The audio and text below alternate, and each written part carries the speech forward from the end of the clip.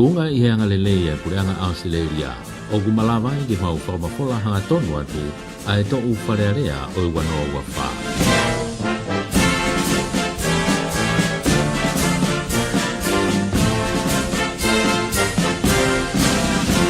We are broadcasting the parliamentary deliberations for 2024 with the compliments of the Australian government.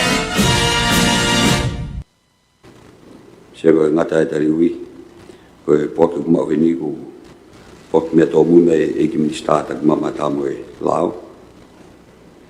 Poki tenge tangi e ki nopere tu i a fitu. Poki mea tō mui mai a lei wasa lai te whai fitaka. Pea ku poki mea tō mui mai a e ki nopere tu la kepa. Ko e nihi we ke tari o na ui, wai tui excel nau mea tō mui mai ke malawito.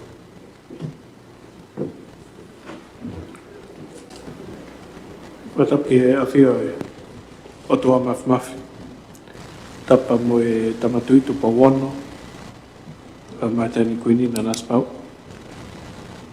Tapa ki he tapa piniskani tupa o tō kala. Tapa ki pare mea ka o maho i pista kapniti. Tapa ki o whawhonga no pene. Tapa mo i whawhonga kai. Whamarato e ki o mō mamari lelei. O pea mai ki tau whataha. Ai koko atu he wā. I mō pa tau hoko atu ho e ki pepe whaungi e whakakato pe tau ho ngau e aho ni. O kore ki tau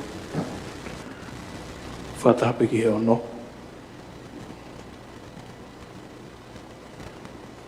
Paku whangamari pe ki he hoi pisaka pleti pa ho whapamai ka paku o tāri whotokani. Ik pare mi. Ka mai sea pa pe ki he kama piskauni, e tapu ki ho eki whawhonga ho no pere pe e whawhonga ho eki ka kai sea. Opo wa sea ki tau hopa ta pe ono. Mala. Karki he kāki ki tau paroti. Kau roto ki tāri tau ho makehe ki ahuli hoi ki tau whakape ki ono. Hei Mr. Boris. So ki mora pege ki whakaukau. Ki tau lele me ua ke whapa tau malolo ke ni ma lele ke fitu. Ke ki koe whakotunga ni whako ke lele au ke ono. Ko ngā tuke tau lele me hen ki he wha. Tau ki break. Tau huma he lema ke fitu. Kaya pe fotu whakaukau.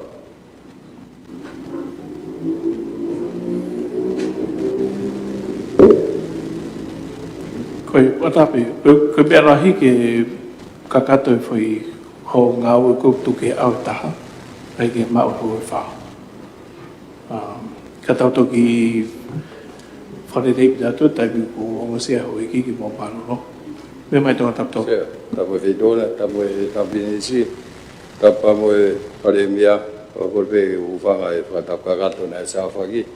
Koe, e tua pia sea ke popo, ke tau nere peki he ono, ka tau tuku atua ua e ngai mea, o tau ngai api mo e wala mea pe, wahake pe koko mea, o pau o tau sio, o koe whia a taim lahi ake, ka tau ki tanak mai.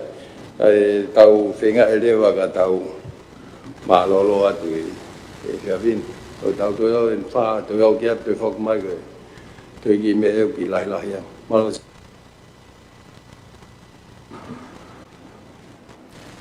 Ka whako he hoi ki kukore ki tau. Ka whakatau sea i whotu. Ko uiga whako whiti whakawe, ko uiga pioka nau tolu. E aha nau ki breaki. Ka whakatau i whotu. Sabi ki o tatake pe taip ki tau maroro ai. Ko tui mau fulahi ho e taha. Ko hika mori te penu ki mofu hera ia me wikeni. Ka ke ta parot ko proto ke tari ki tau whata homa ke he ahon. Hangi ko e whimea ki, whanani.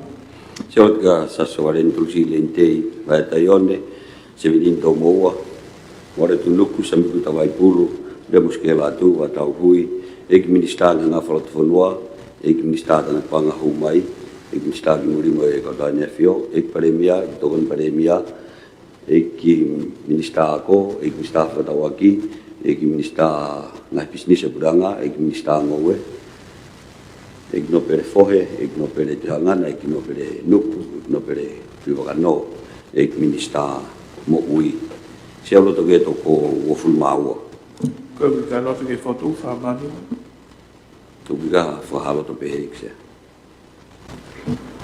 Maro e ki tau o ka pe tau stita ko fa maro ra he ki he komit pa nga mo komit lau pe fo ke ka nga mo ka sekretari no la fa ka to tutun na tu hifu i komiti pe fa ka to pa no CCV e patseti ko ni a pure anga na tu hifu e komit pa te kon ke ka ke la mai atu fa huma ke ripoti komit pa a hong fulma fa sune wanoa wanima lot fa fanua exer fa re tonga no ko fa exer ni bot fika tolu wanoa wanima komituma ki ngai me fa paanga mo ngai fa metal fa paanga pureanga ko fa papa mo fa huat report fika tolu wanoa wanima komituma ki ngai me fa paanga mo ngai fa metal fa paanga pureanga ke me ke feituna mo ho wait me mi pa o fa re o tonga o fika wat report ko ni mo lao ke fa huat fa paanga ki ngai ngau e pureanga wanoa wanima ko lao fa nga fika tolu wanoa wanima mo ngai na fa pacheti o lao fa nga ngani fa babatu fa mo no bolsas o fa ba flau sawaren se komituma ki ngai me fa paanga mo ngai fa metal fa paanga ai pureanga Kala ki lau mai ko ngā ua, ola ngā ua komiti, pe mai ko ngā tolu, wha mapa opo ngā fotu.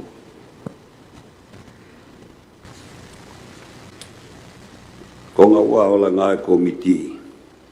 Na whakaupa whakataha e whaa komiti au hiwa ki hong fulmataha, pe mai hong fulmatolo suni wanoa wanima. I whakataha i he au hiwa mo hong fulo suni wanoa wanima, na e area iai ai tuunga tonu o estimate whakanganga. Na iai e ngai futu whatonton mi komiti, pena o atu ia ki put ngai paanga ki whakahoko mai hatari tohi ki ai.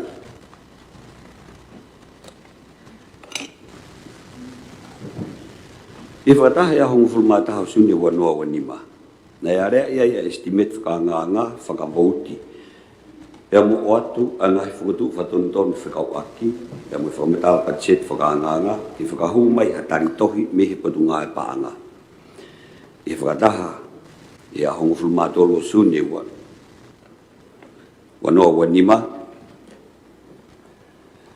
Nei whakapapau iai he komiti patu ngai paanga pe moe office paremia a ngai whatonton nei whakatua he komiti ke ngai nau o pacheti.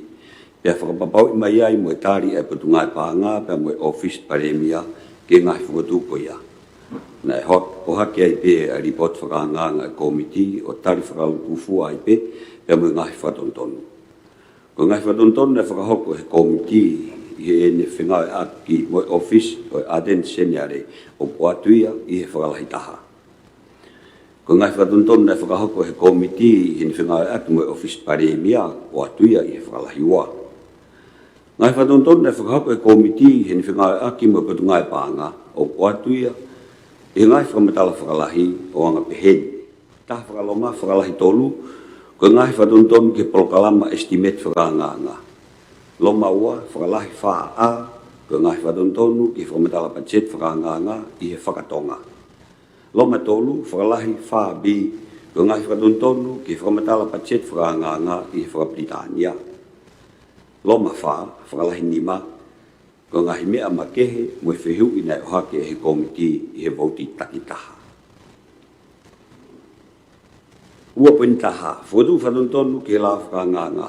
Ka ngai whakaikiki o ngai whatontonu i he la whakanganga na whakahokoia i he whengai ak a komiti pe mo officer attention yare ai o atuia i whakalahi taha o ripotini. Ua pini ua, whakatu whatontonu ki he palani ngā ue.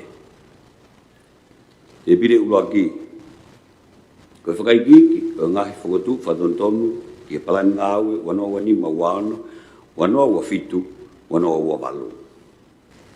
Ta whakaloma. Tunga whenapasi e mahuinga whakapatseti I plan ngawe, corporate plan, pia mo mahuinga whakapatseti I estimate whakanganga wano wanima ua ono. Fodu whatondonu, Yono wakai o tunga whenapasi a ngahi matai whika I plan ngawe ki estimate whakanganga wano wanima ua ono, koe potu ngawe e hong full mawha, o kurisi atu I lalo na I kai ha isiu iai. Tari mi potu ngawe paanga ba palani whakafonua ai office paremia, na I bobo ai ba palani whakafonua ai office paremia ki ngahi fodu whatontonu me he komit paanga.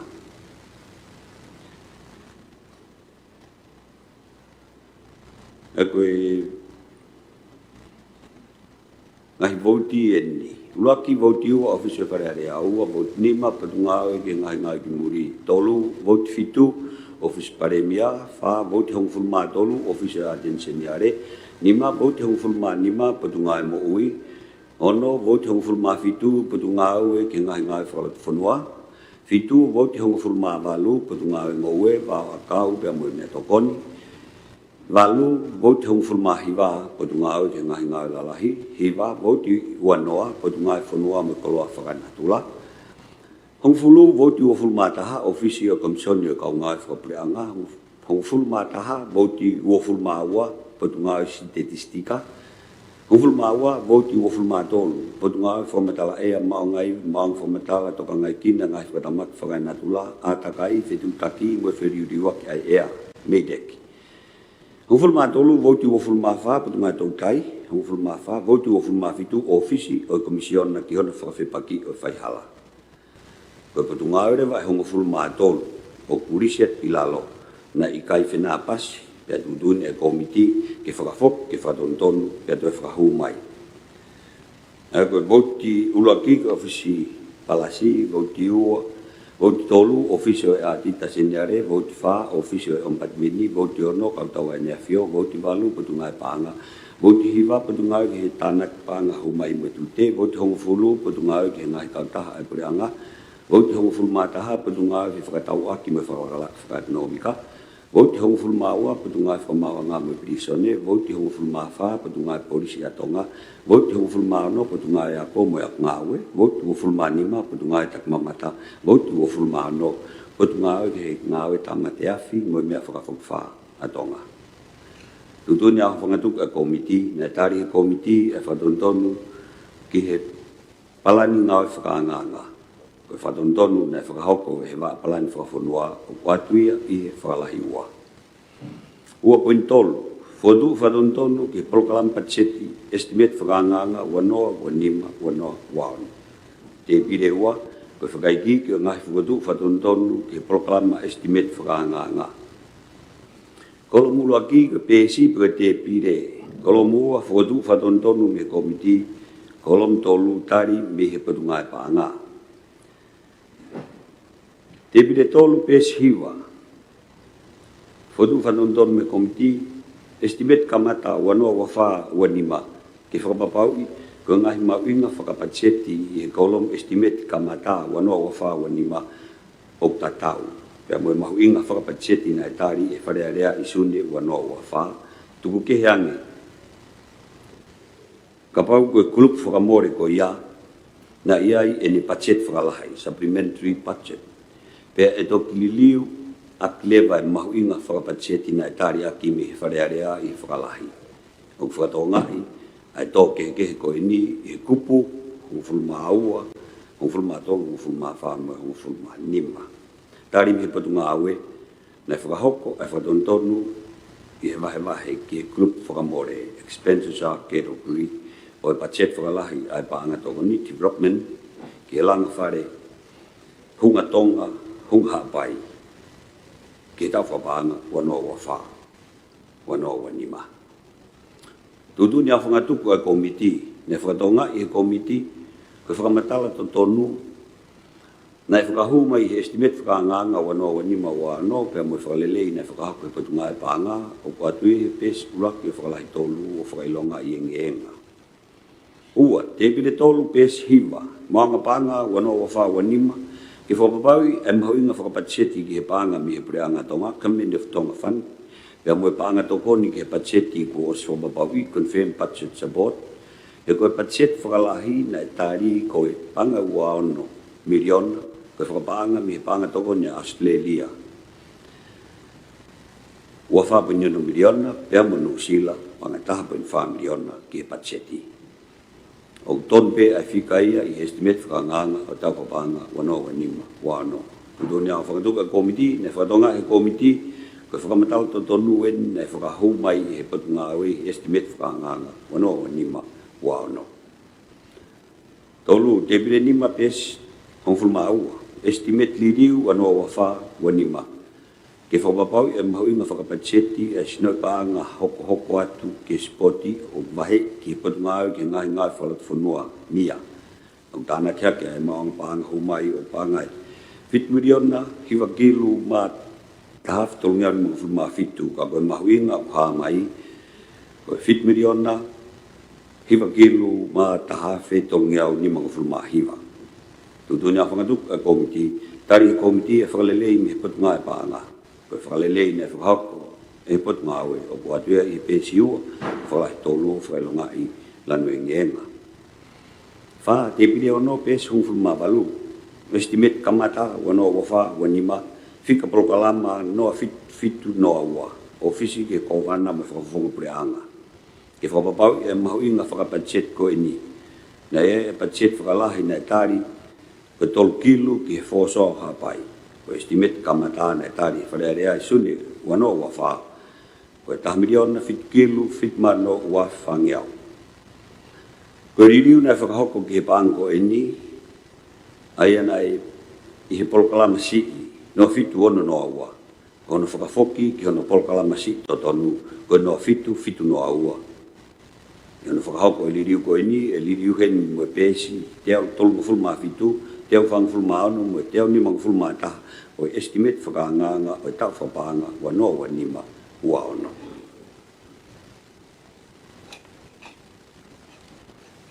Tutonia whakatuka komiti tari he komiti e whakalelei mi he patunga e pāanga. Watu e whakalelei ne whakahauko he pēs tolu, wanoa mo e wafulma tolu, e whakalahi tolu, o whakalongai lanu e ngenga. Nima te pide ono pēsi wanoa. Ko whika prokalama no hiva tolu noa nima, whafato tolu, intelligent. O puria me he lisi o te pide. Kono mahuinga whakapaanga ki he wanoa nima ua ono, ko hiva kilo whamano ni mafi fitungeau. Fika prokalama no hiva tolu noa taha, o si isi aki ai paanga e taha miliona fitu. Taha kilo fitu mano. Mahuinga whapaanga o toton ki iai.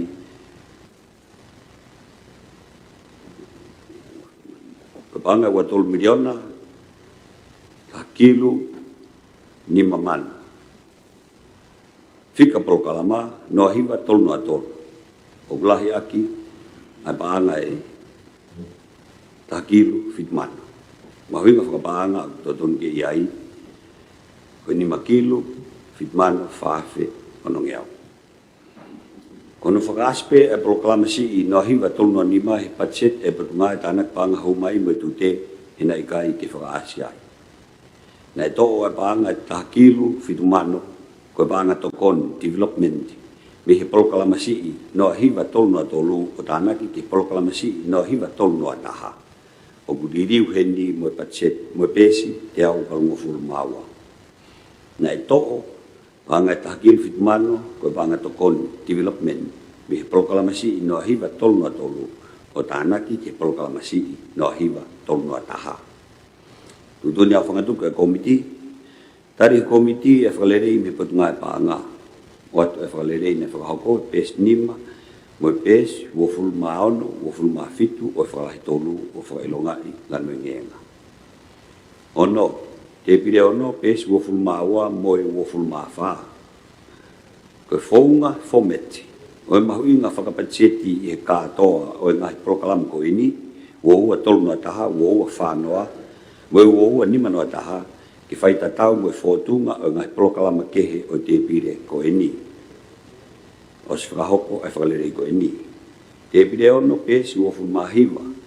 Whika prokalama taha tolu noa wha. Kono mahuinga whakapaanga ki he wanoa wanima ua ano. o totonu ke fetukutuku hena e restructure ke fika prokalama tahta tolu atolu ke whakahoko e ngāwe da tau i he vote hong fulmataha prokalama tolu prokalama si inofa e si uano anima ne to e banga to kon development mi prokalama si tahta tolu nofa o tanaki ke prokalama si tahta tolu atolu tutun ni a whangatuk a komiti tari komiti e whakalere mi patunga e paanga o kuat e whakalere i ne whakahoko he pēsi ono ke fitu mo e pēsi walu o e whakalahi tolu o whakailongai lanu e ngenga. Fitu te pire e ono pēsi tolungo fulma no fika prokalama ua tolu fitnoa taha estimate kamata ua no ua wha ua no ua nima o isi aki ai paanga e palmano fitua whiono ngeau. O totonu ki paanga e tahfit miliona o no kilo valmano valuafe. Fika prokalama ua tolu valnoa taha estimate kamata o whalahi aki ai paanga e valmano fitua whiono ngeau. O totonu ki ua miliona valu kilo ono mano ma tolu ngeau. Nei to ai paanga to kon development ga mi he proklamasi I ua tol val no taha o tana ki proklamasi ua tol fit no taha li riu heni me pesi tol ngeau fang ful mahiwa tol ngeau ni mangu ful maval me tol ngeau ni mangu ful mahiwa I estimate fa nga ta fa paanga ua no ua nima ua ono tu nya fanga tu ka komiti tari he komiti e fa le rei me patunga paanga o atu e fa le rei ne fa ko he pesi tolungo fulma o e tolungo fulma fa me tolungo fulma o ne whakalai tolu whakailongai tanu e ngenga. Walu, te pire walu, pes tolungo fulma walu. I he kolom whakanganga provisional wanoa wa tolu ua wha. Wauti walu potungai paanga. Koe mahawinga whakapacheti, koe paanga e teau maa walu miliona, tahakilu, wano mano walua fitungea wano ngofulu. Ka koe report whakamatala paanga, ai pure anga wanoa wa tolu ua wha. Koe mahawinga whakapacheti, koe paanga teau maa 5 miliona, ono kilu, ono mano valua fitungea wano ngofulu. Koe kehe, koe paanga ua koe ni 5 miliona. Ke whakatontonu, e mahawinga whakapacheti, estimate whakanga ngā whenapas mo report whakamatala paanga, ai pure anga pesi, ua noa. I hono whakahoko ai liriu koe ni, ko pau ke liriu mo mahawinga whakapacheti whakalugu fua I pesi tolungu fulmahiwa, me he paanga whangeau maa walu miliona walu kilu hiwa mana tolu afe hiwa ngeau tolungu fulma wha. Ki he paanga whangeau maa ono miliona tolu kilu hiwa mana tolu afe hiwa ngeau tolungu fulma wha. O utompe ai whika ia I estimate whakaanganga tau whapaanga wano ua nima ua ono. Tutu nia whangatuka komiti. Nei whakatonga he komiti, koe whamatala to tonu eni nei whakahu mai estimate whakaanganga wano ua nima ua ono. Pea tue whakatoka ngai,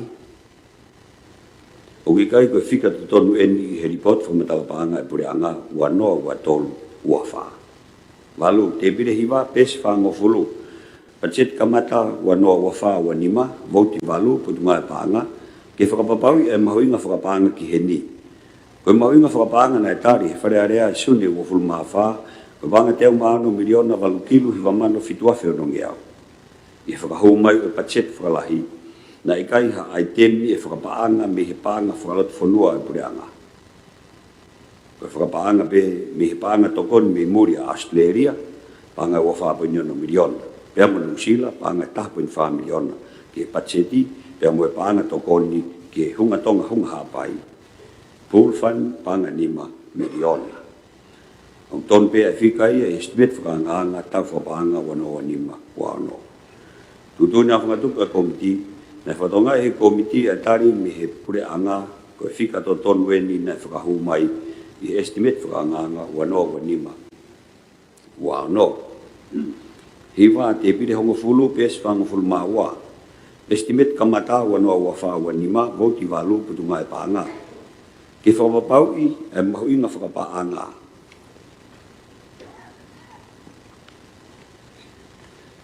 Pacheti nei tari I he wharearea I suni wanoa wa wha, banga walungofulu mahiwa miliona wha kilu tamano walua whewanghiau. Koe whakakatoa e banga mi he hoa tokoni ki whakalaka tauna kesh, pea mwe paanga tokoni mei muri ki he pacheti, ko osfo papaui pachet sabot, nei tari ke wahe I he pachet whakalahi, ke potunga e paanga, koe paanga hongofulu ma wha 4.3 miliona. Pangai nima, ki he no ako, pangai 2 miliona, ki he NEF, pangai 5.3 miliona, totong inasi ki he TDB, pangai 5.3 miliona. Wa kata makapuna lulutai, pangai 2 miliona. Tutunya whakatuka komiti, ne whatonga he komiti e tari me pureanga, ko whika to tonu en ne whakahumai estimate whakanganga wano wanima ua ono. Hongufulu te pide hongufulu maua pes whangufulu maono. Ke whakapau e mawinga whakapanga ke ngahi wheitu whakapanga ko ini estimate kamata wano ua wha wanima. Tokon whakapureanga Australia, panga tokon Australia ke Patseti, tokon me he re papurika kakaya siaina, ngai tokon makehe me siaina, tokon me he pangkea mamani mo IDA, tokon me he PIF, tokon me he ngahi kolo, ngahi tokon ke whakatamaki, ngahi whanua tokon ke he. Tā whakaloma, ton pēa whikai he estimate whakangang tau whapanga wano wanima wano, e kono whakaton pēa o natula to tonu o panga tokoni, panga tokon whakapureanga Australia, lo maua, whakatonu ai mga panga ke patset whakalahi ke langa whare umatonga umahapai. Tutuni, ang whakatuka komiti. E whakatonga e komiti ai tari me preanga koe whika to tonu ene whakahumai estimate whakanganga wano wanima ua o no. E hongfulmataha te pire hongfulmanima pes nima hongfulmataha.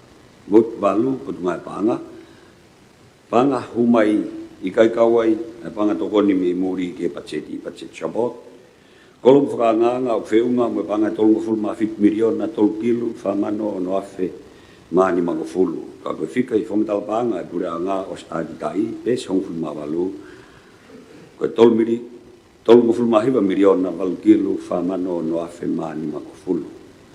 Kono tāna kia tua pāngai ua po 5 miliona ke vote balu. Ai ne whakahuia he vote ua fulu ke tau whapanga wana ua tolu ua wha. Ko ririu ko ini ke te pire hong fulma ano he pes ni mga fulma wha estimate whakanganga wana ua nima ua no. Tutuni au whangatuk a komiti. Tari he komiti e whakalelei me potunga e pāanga. Ko e whakalelei na e whakahoko o kuatuia I he Ia pes hiwa me tolungo fulma fitu o whakalahi tolu o whakailongai lanu wengenga. Tahawa, te pire tahanima, pes ni mga fulma ua. Vouti whika wanoa patunga ue whanua, tamu e koloa whakanatula. Paanga humai, ikai kawai e paanga tokoni mi muri ki he patseti pro patset support. Kolom whakanganga, whiunga mo e paanga e 3 miliona o no kilo, walumano waluafe ni mangiau tolongo fuma walu. Ka koe whika I whamatala paanga e pureanga, o se āti tai e pēstā walu, koe paanga e tanga, poini, e taha miliona, taha kilo, walumano waluafe ni mangiau tol walu. Ke aki, ai paanga e ua poine 5 miliona. Tari me potunga e paanga, ko hono tō pēa ua poine 5 miliona me vouti wanoa, o tānaki ki hono vouti totonu, koe vouti noa walu, ki e tau whapanga wanoa ua tolu, wanoa ua wha. O gliriweni a te pire taha no, I e pēsi no fulma taha estimate whakanganga, tau whapanga wanoa ua 5, wanoa ua no.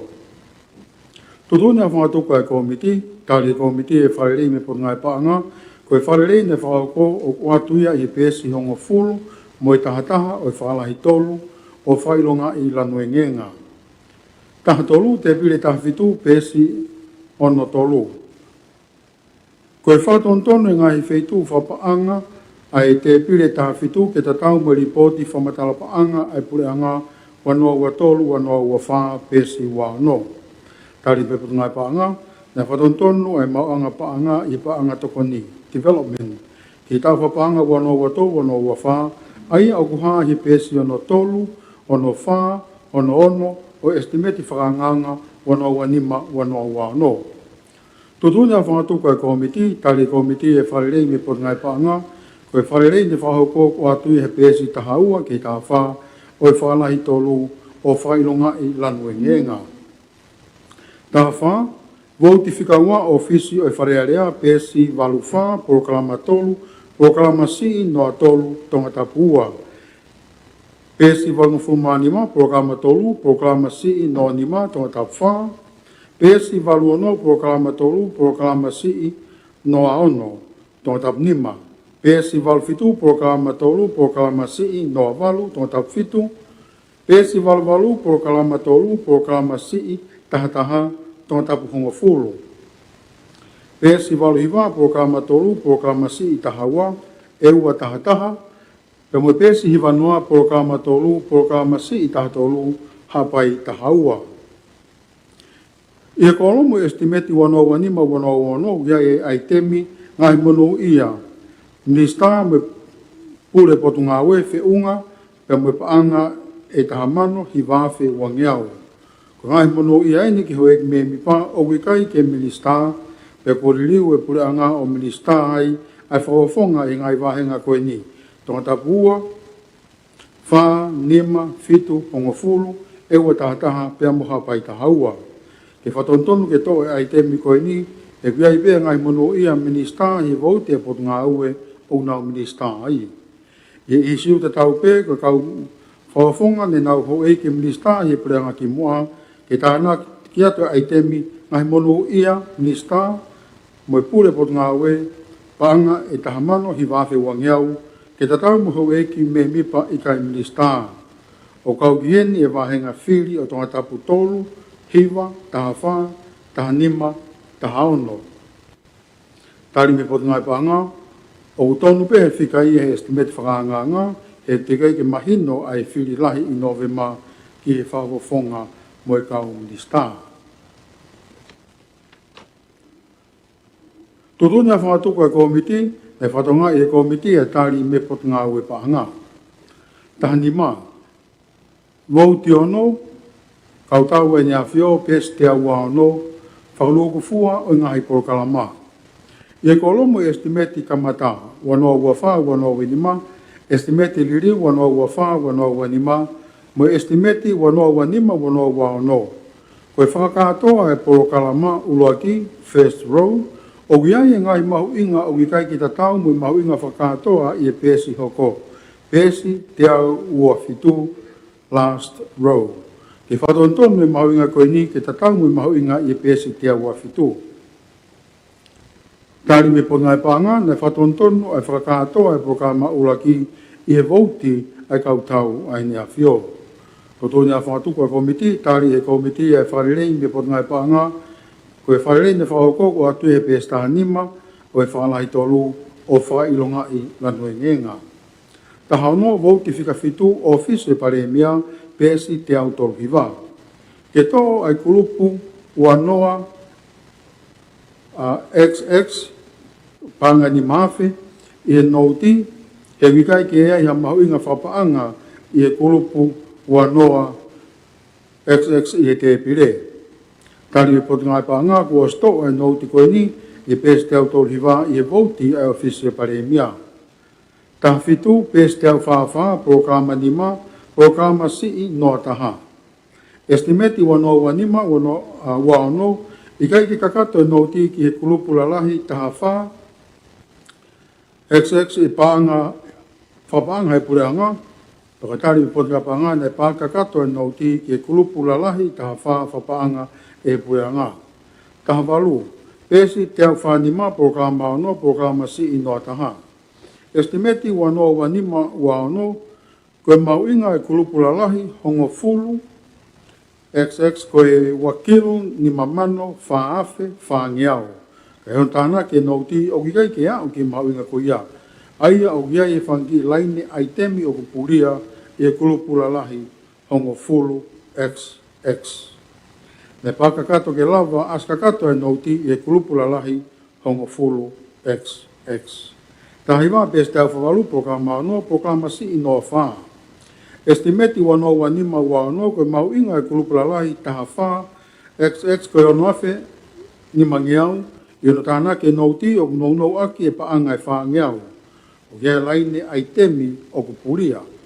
Ne pakakato ke lava ki as kakato e nouti ki e kulupu lalahi taha wha XX whapaanga e pureanga. Ua noa peste au whahiwa programa no programa si ino ni ma.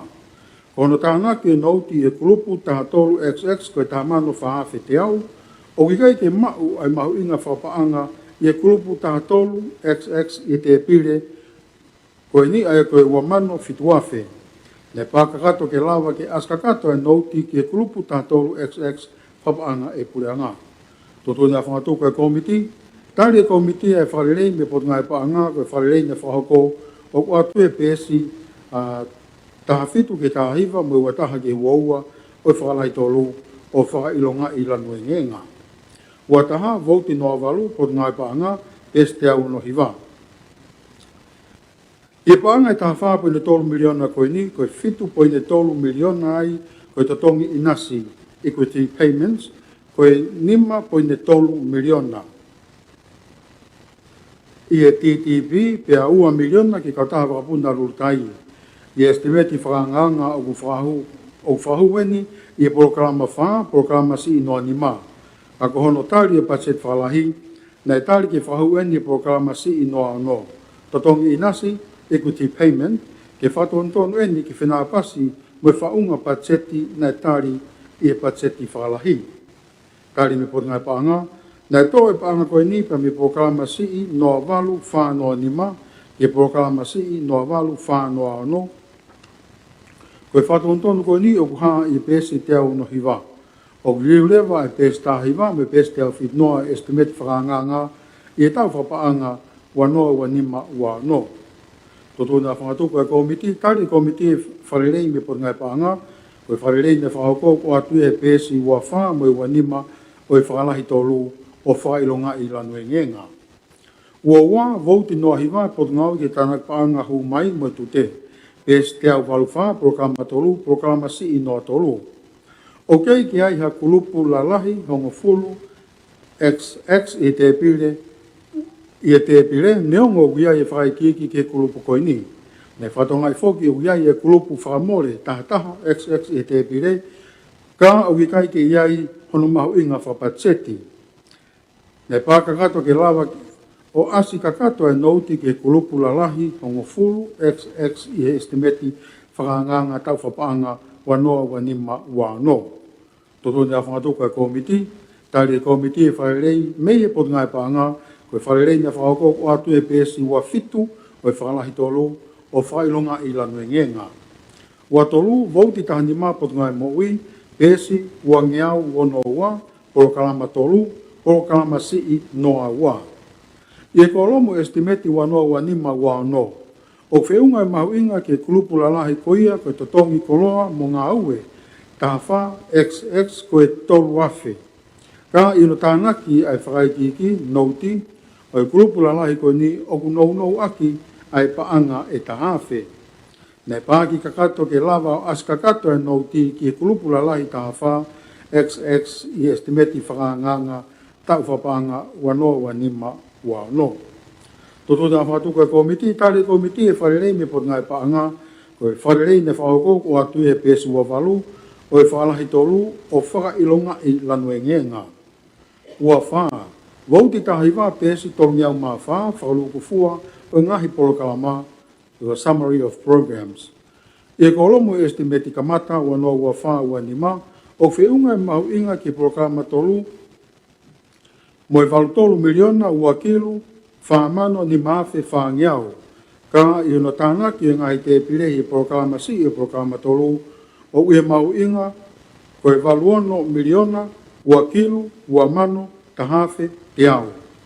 O ue sia whakiheni e mau inga whakatoa ki estimati kamata ua noa ua whaa ua nima, ai potu ngā ue. Aia o utotonu, e i e te au whaanima miliona, tolu kilu, ua mano, tolu afe, valungiao. Ai koe te au tau noa miliona, tolu kilu, ua mano, tolu afe valungiau, i ono tari i he wanoa ua whaa ua nima, pia tāna ki atu me tānima miliona. I ono toi whahu e pacheti whalahi.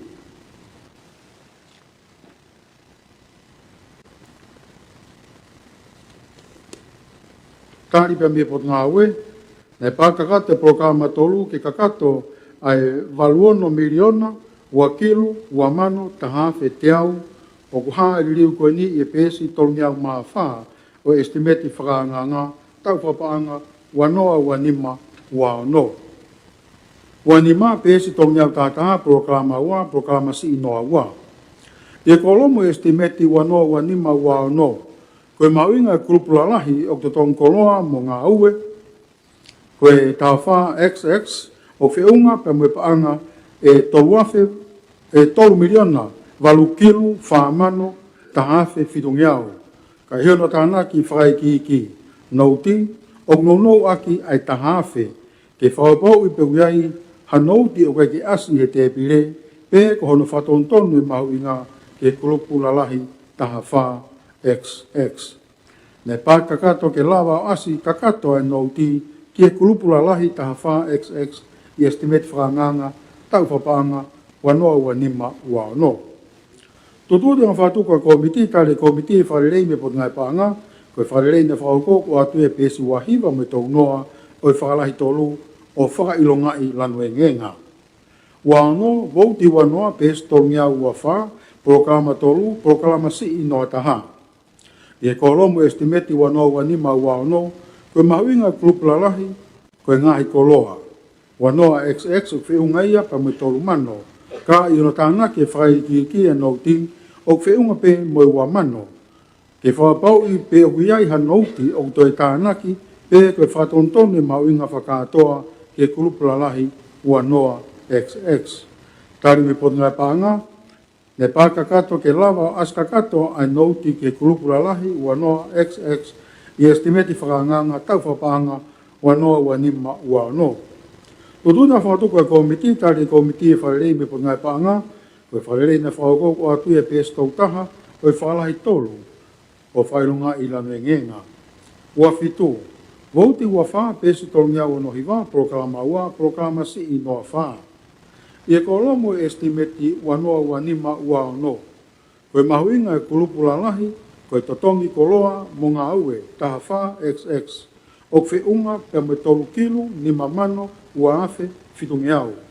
Ka ihono tāna ki ai whakai ki nauti. O whiunga pe me taha kilu ni mamano ua afe ono ngiau. E whapau i pe o iai hanouti o toe ke tāna ki. E koe whatontone mahuinga whakatoa ke kulupulalahi taha wha XX. Ne pāki kakato ke lawa ki askakato e nauti ke kulupulalahi ta wha XX i estimeti whakaanganga tau whapaanga wanoa wanima wano. Totune a whatuka e komiti, tari komiti e wharelei mi pot ngai paanga, koe wharelei ne whahoko o ko atu e pēs tau nima, koe whakalahi tolu o whailongai lanu e ngenga. Ua poine wha. Fotu whatontonu ki whamatala patseti whakaanganga, wanoa wanima wano.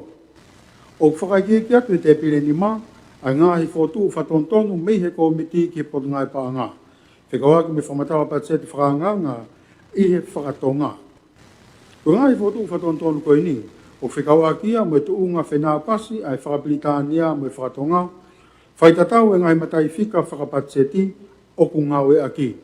Ka ngahi lea, te tohi i he tonu i he rea whakatonga. Te pire tolu koe whaikiki o ngai fotu whatontonu ki whamatala patseti whakaanganga i he tau whapaanga wanoa wanima wano i he whakatonga. Te pire ngai whatontonu whakakalama whakatonu rea pea moe whotunga format. Uluaki, pēsi uluaki te pire wha, ua, pēsi tātaha palakalafi wha laine walu, tolu, pēsi taha tolu, wha, pēsi taha wha palakalafi tolu moe wha, lima, pēsi wanoa palakalafi wha, ono, pēsi uoua palakalafi tolu laine wha. Ngai rea ngai pēsi koe ni ki whatontonu nos pela, whakatonu rea moe kalama. Tari pot ngā ue ki whahoko ai li liu. Ia pēsi uoua palakalafi hiwa laine ono, fotu ke wharerei whatonu lea to tonu ki he renovation. O ku tonu pe e whatonga kai liu e whapritania. Walu, pēsi watolu palakalafi tu laine nima, pēsi wanima palakalafi nima moe fitu. Pēsi hongo fulu, Pesi ua valu para kalafi ua laine fitu. Pesi ua hiva para kalafi luaki laine faa. Pesi tau noa para kalafi luaki laine ono. Pesi tau faa para kalafi faa mo nima. Ngai lea i pesi koe ni ke whatonton uno spela, whaton lea mo kalama. Tari mi pot ngai paanga, tari os whakahoko aliriu taipo. Taha whaa, pesi tau nima whakatata fitu. Fotu whatonton me komiti, o ngai e whakalea koe lahi i lalo i e hingoa o e whakatata ke to'o. Tari mi pot ngai paanga, tari os whakahoko aliriu. Pesi tau lono para kalafi waki laine ono, pesi fitu para kalafi wa laine tahatolu, pesi tolu valu para kalafi wa laine valu. Fotu whatontonu me e komiti, ngai lea i e pesi koe ni ke whatontonu no spela, whaton lea mo e kalama. Tari mi pot ngai paanga, tari os whakahoko aliriu taipo. Taha valu, pesi tolu hiva para kalafi wa. Fotu whatontonu me e komiti, o wikai ki ai ha whatonurea ki se tesi whakaosi o i tatau mo whapritania. Tari pa me pot ngai paanga, tari os whakahoko a liriu o whakahu ai wharea whakatonga o i se tesi aia ko e kehe. O wikai kai whoki ai tolunoa miliona po nite fo ou, whakaroto whanua au amnaki ke tuku atu i e tau whapaanga ua noa ua no. Taha iwa pes whātaha para kalaftoru laine valu, me para kalafā laine ono. Ke asi tua taha pe airea koe ngahi. Tari pa mihe pot ngai paanga os whakahoko aliriu. Pes whātolu para kalafi waki ki e tolu, pes whāno para kalafi waki mo e tolu, pes whāhiwa, pes ni mahiwa, pes iono noa. Fotu me komiti, me ngahi lea i e pes koe ni ke whatontonu nos pela, whaton lea mo e kalama. Tari me pot ngai paanga os whakahoko aliriu. Wanima, pesi hiwa noa a whakataata whika whaa. Fotu me komiti o ke ki ai ha wha ilonga ke whamatalai ai laine i he palakalafi ke tatau mo whabritania. Koe tari os whakahoko aliriu. Ngai fotu whatonton whenapasi ngai matai whika me ngai whamatala me ngahi te pire. E mo e whiamau ki whenapasi ngai whamatala i e whatonga mo whabritania. Uruaki pesi whawhitu te pire tātaha. Fotu me komiti koe ngai mahu inga ki he inasi me ngai tokoni ki he, o ki kai ki tatau e ngai mahu inga i te pire taha whaa e pacheti estimeti whakanganga ua noa ua nima ua no. Ne whatongai foki mo i kai ki tatau e mahu inga i estimeti liu ta ua noa ua nima mo i mahu inga i te pire tolu i e pacheti estimeti whakanganga ua noa ua nima ua no. Tari pa mi he pot ngā ue, i kai, o tonu pēa e whika i te pire koe ni, koe pō nite, o ku i he malu ia o paanga hu mai, capital and transfer.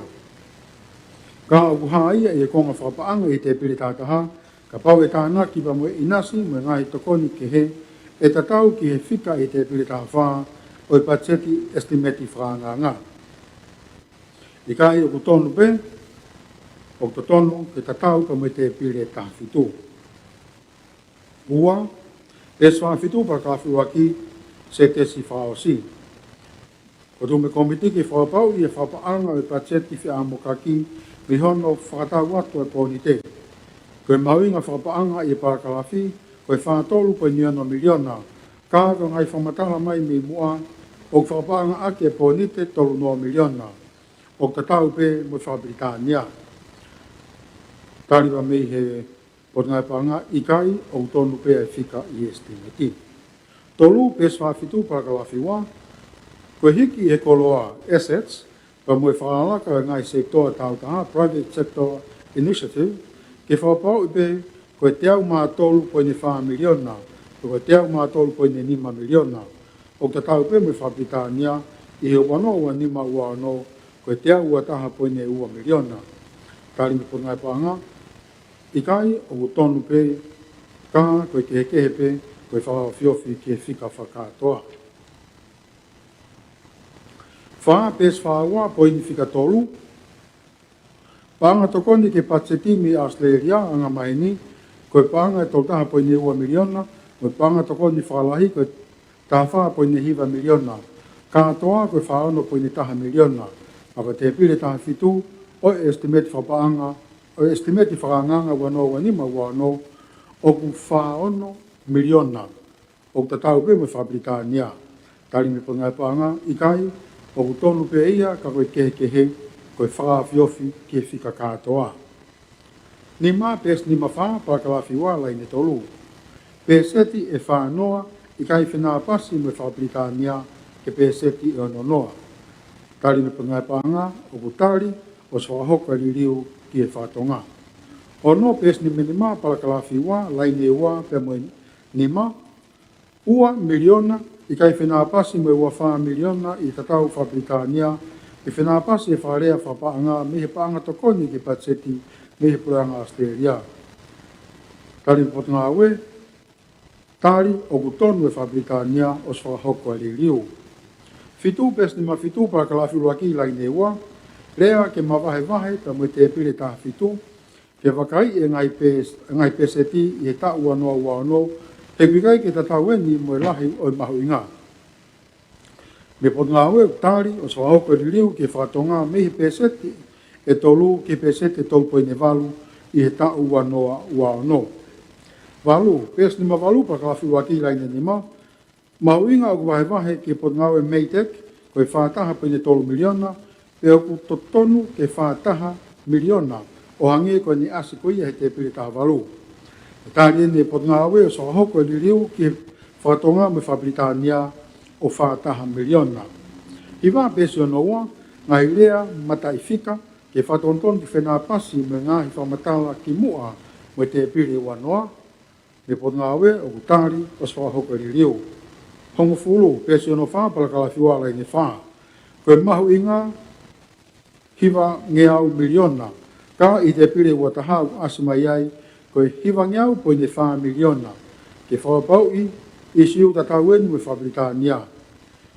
Tari me potngā paanga, ia o kutari eni, o tonu pe a hiwa ngeau miliona i Whabritania, pe a ririu ki ai e whatonga o ikai ko hiwa ngeau po i ne wha miliona. Tātaha pēs wau noa pa kalawhio no. O ikai ta tau e pēseti me Whabritania. Pēseti hiwa i ta tau whatonga ka pēseti e noa po i ne hiwa i ta tau Whabritania ke whapau i pēseti koe ni. E tari whatonton koe ni pa mihe potungai paanga, o kutonu e Whabritania koe pēseti e noa po i ne hiwa pe ririu ki ai a whatonga. Tahaua, pēse hiwa taha pa kalafi waki lai ngeni ma. Ke whapau e pēseti pe koe ua walu po i ne ono, pe koe ua walu po i ne fitu o hange e koe Whabritania. Tari, o swahoko e ririu ki he whatonga o e pēseti e ua walu po i ne fitu ke tatau me Whabritania. Taha tolu pēse hiwa ua pa kalafi ua lai ne fitu. Tau e ua, ke tau e tolu, ke whenā pasi, moi a tes te pire wha. Tari pungai paanga, utari, o swahoko li riu, mei he tau e wā, ki he tau e tolu.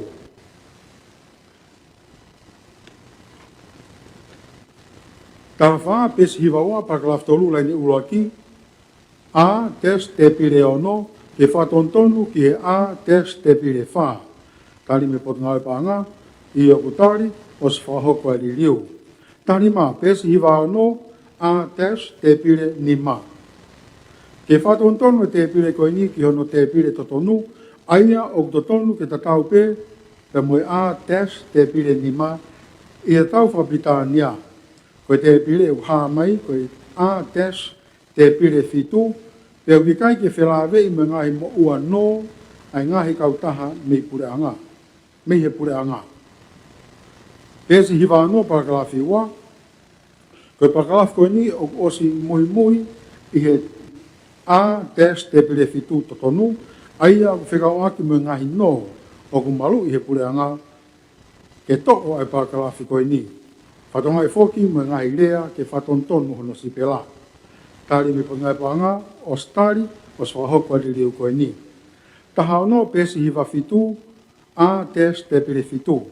Ke whapau e ngai whika i ririu ki he tau. Ai ke paanga i he miliona o tāna ki hake.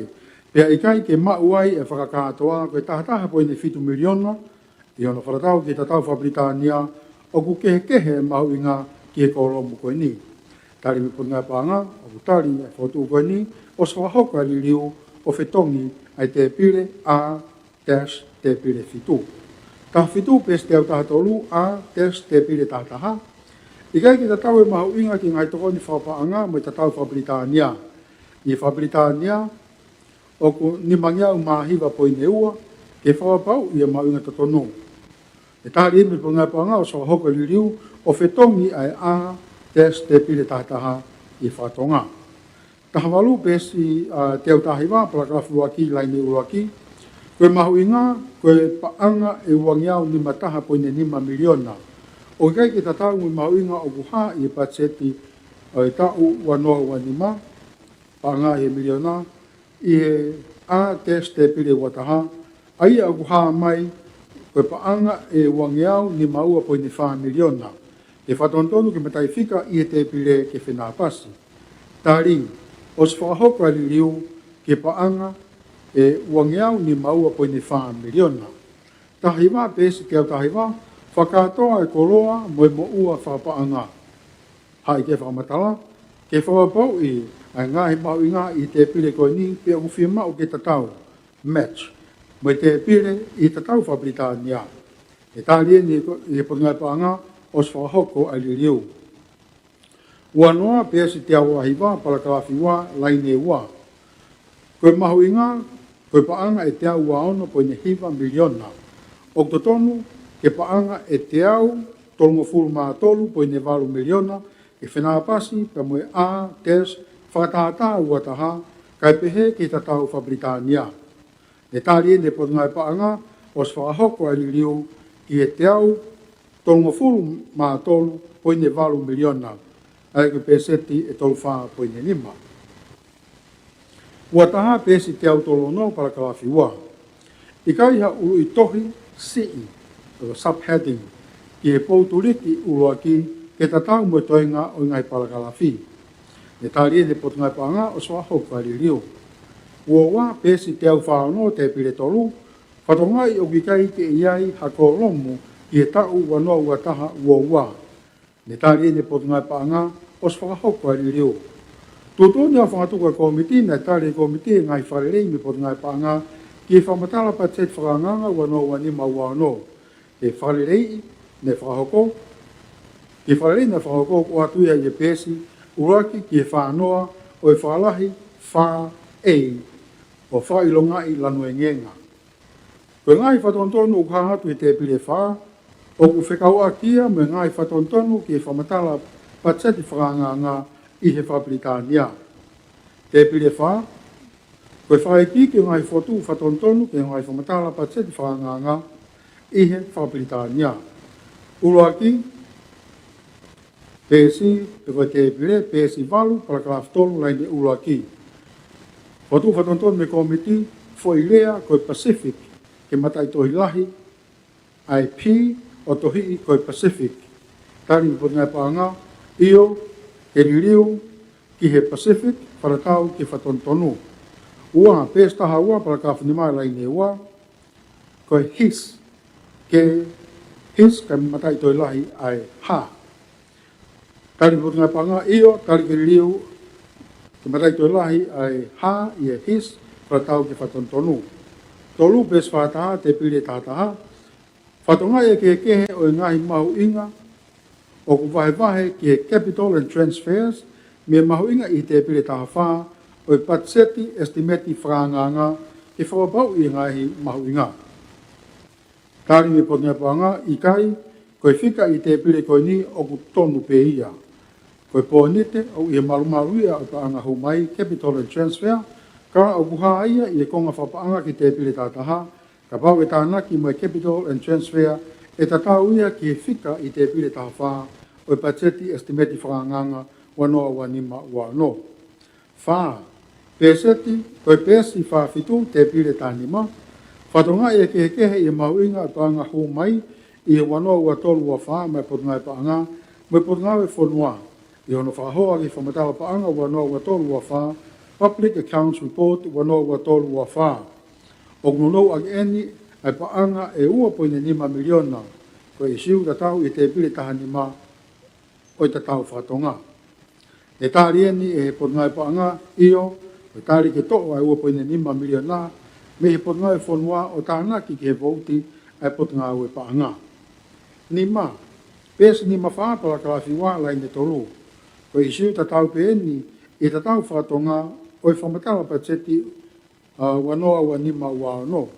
E whapau I a hiwangiau miliona ke tatau, me mauinga I te pire wa taha, tau whapanga wanoa wa walu.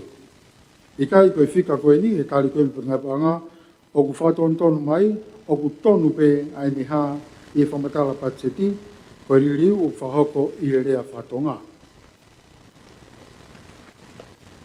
O no pes fitu, a fika fitu.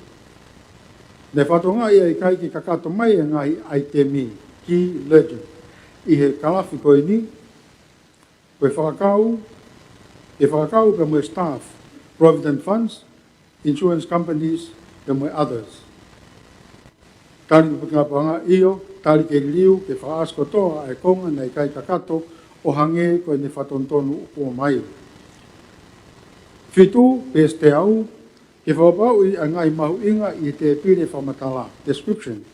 O iai ane ke kehe, mei he a, test, table, ua, FY wano wano, pea mo tatau whatonga whoki.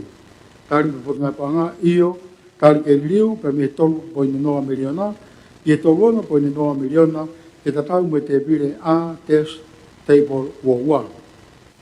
Tutuni a whangatuka komiti, e tari komiti e ngai whareri me po ngai paanga ki whamatala patseti whakanganga wano wa nima wano mo whatonga e tari ki ngai whotuu o ku tonu pe ai whamatala patseti whakanganga. Koe whareri ne whahoko o atuia I e pesi uraki ke nima o e whalahi wha bing o whailonga I lanuengenga. Ua poine nima ngai isiu ne whatonga I e komiti mei he patseti o ngai vouti tataha. Ko ngahi isiu o hangatu I te pire ni maa mo no, ko no wha maa popo mai a ngai isiu ne whato ngai, e au hake e komiti I he taimi ne rea ia e vouti ai ngai potu ngā ue. Te pire ni maa, ngai whihui, mea makehi whaoloku fua, whikau aki me estimate whakanganga, wanoa, wanima, wano. Ka vei ngā uruaki, whainga maaria ki holoki e patseti whiamukaki o wanoa, wanima, wano, ke palanisi. Whihui mea makehe, na tokanga e komite ke tukuato patseti o palanisi, ki hau eki me mipa o e temi whawharearea ka hoko, ka ikai koe patseti whiamukaki. E aha tō no no I rotonga I tau, e na toki whahuma e nau tolu hakore patseti whalahi. Ne tari po ngai paanga, e whai e wakai kiai pe toki whoki mai ki e komiti. Ua, Poloseki hala whakawakawa whanga uta. Nei whima o komiti ke o mai e ngai vouti e ngai poloseki whakalaka na e toloi a ano whahoko e ngai aki e patseti ko ia ke whapaanga aki e poloseki hala whakawakawa whanga uta. Ke whamatala whaikiki ke ngai poloseki ko ni I e tari mo ngai paanga o kuatu he pesuaki o I whalahi ni ma.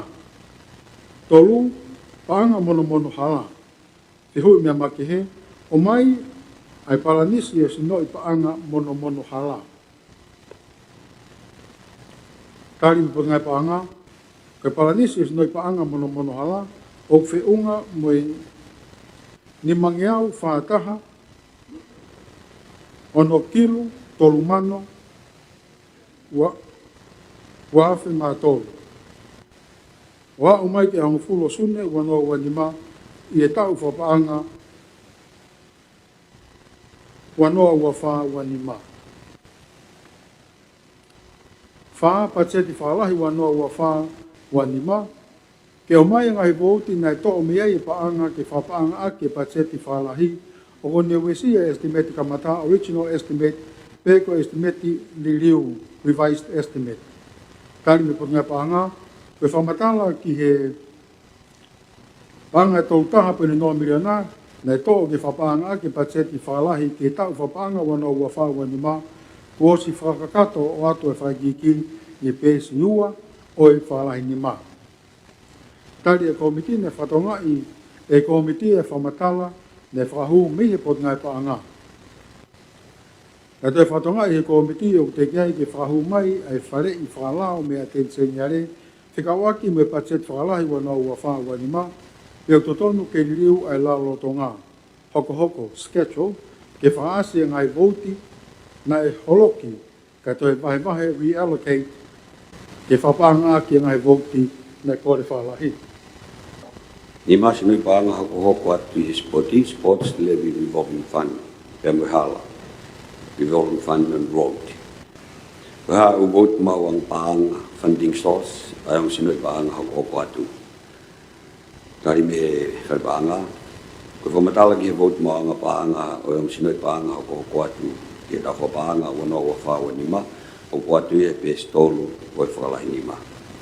Tari e komiti, ne whatonga e komiti, e whare i whakalao whakawak me sinoi paanga hoko atu, revolving fund, ki he hala pia mo sporti o kei he komiti lao.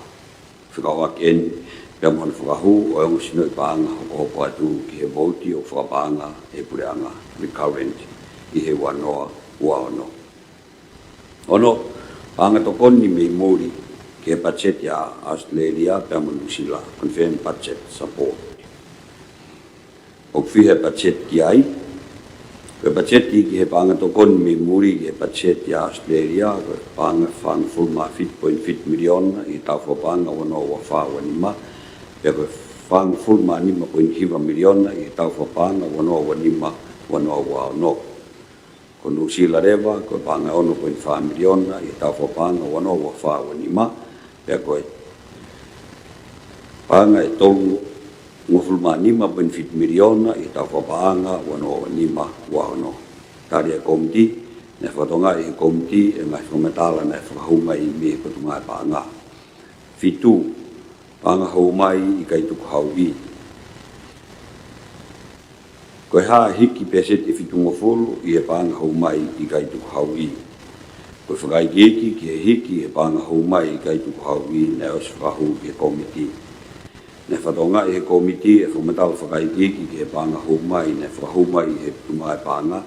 Pea kuhaa mea i a ngahi makatunga o ne hiki hake a tānak panga hau mai i kai tuku hau i.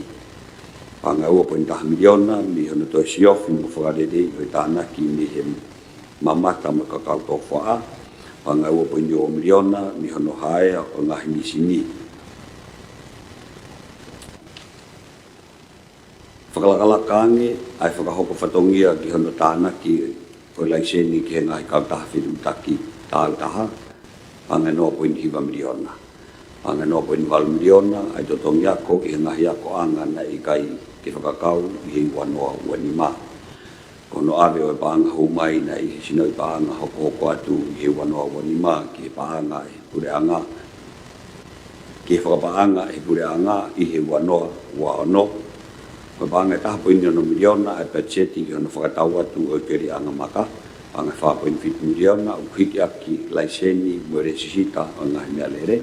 Paanga ua poini 5 miliona si whakatau o mea lere. Panga noa poini hong fulma balu miliona mi he laiseni whakauri. Toi ngarewa o ngai whakafofua ke hiki e panga hou mai o ka uia nei whaipau compliance ki ngai tuntun tānak panga hou mai.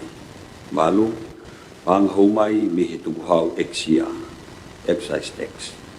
Koe ha hiki peseti owa i he tau mufulu i he tuku hau exia, excise tax. Taribi i padungai panga, ko whakai geki ki he hiki he panga hau mai tuku hau exia, excise tax, ki he tau whapanga wano wanima hua no, na us hau mai ki he komiti.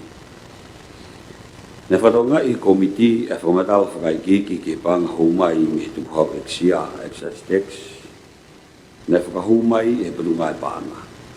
Ne mahino mi he whakai geki, ne mga duunga e hiki, ake e panga hau fulmataha po niwa miliona.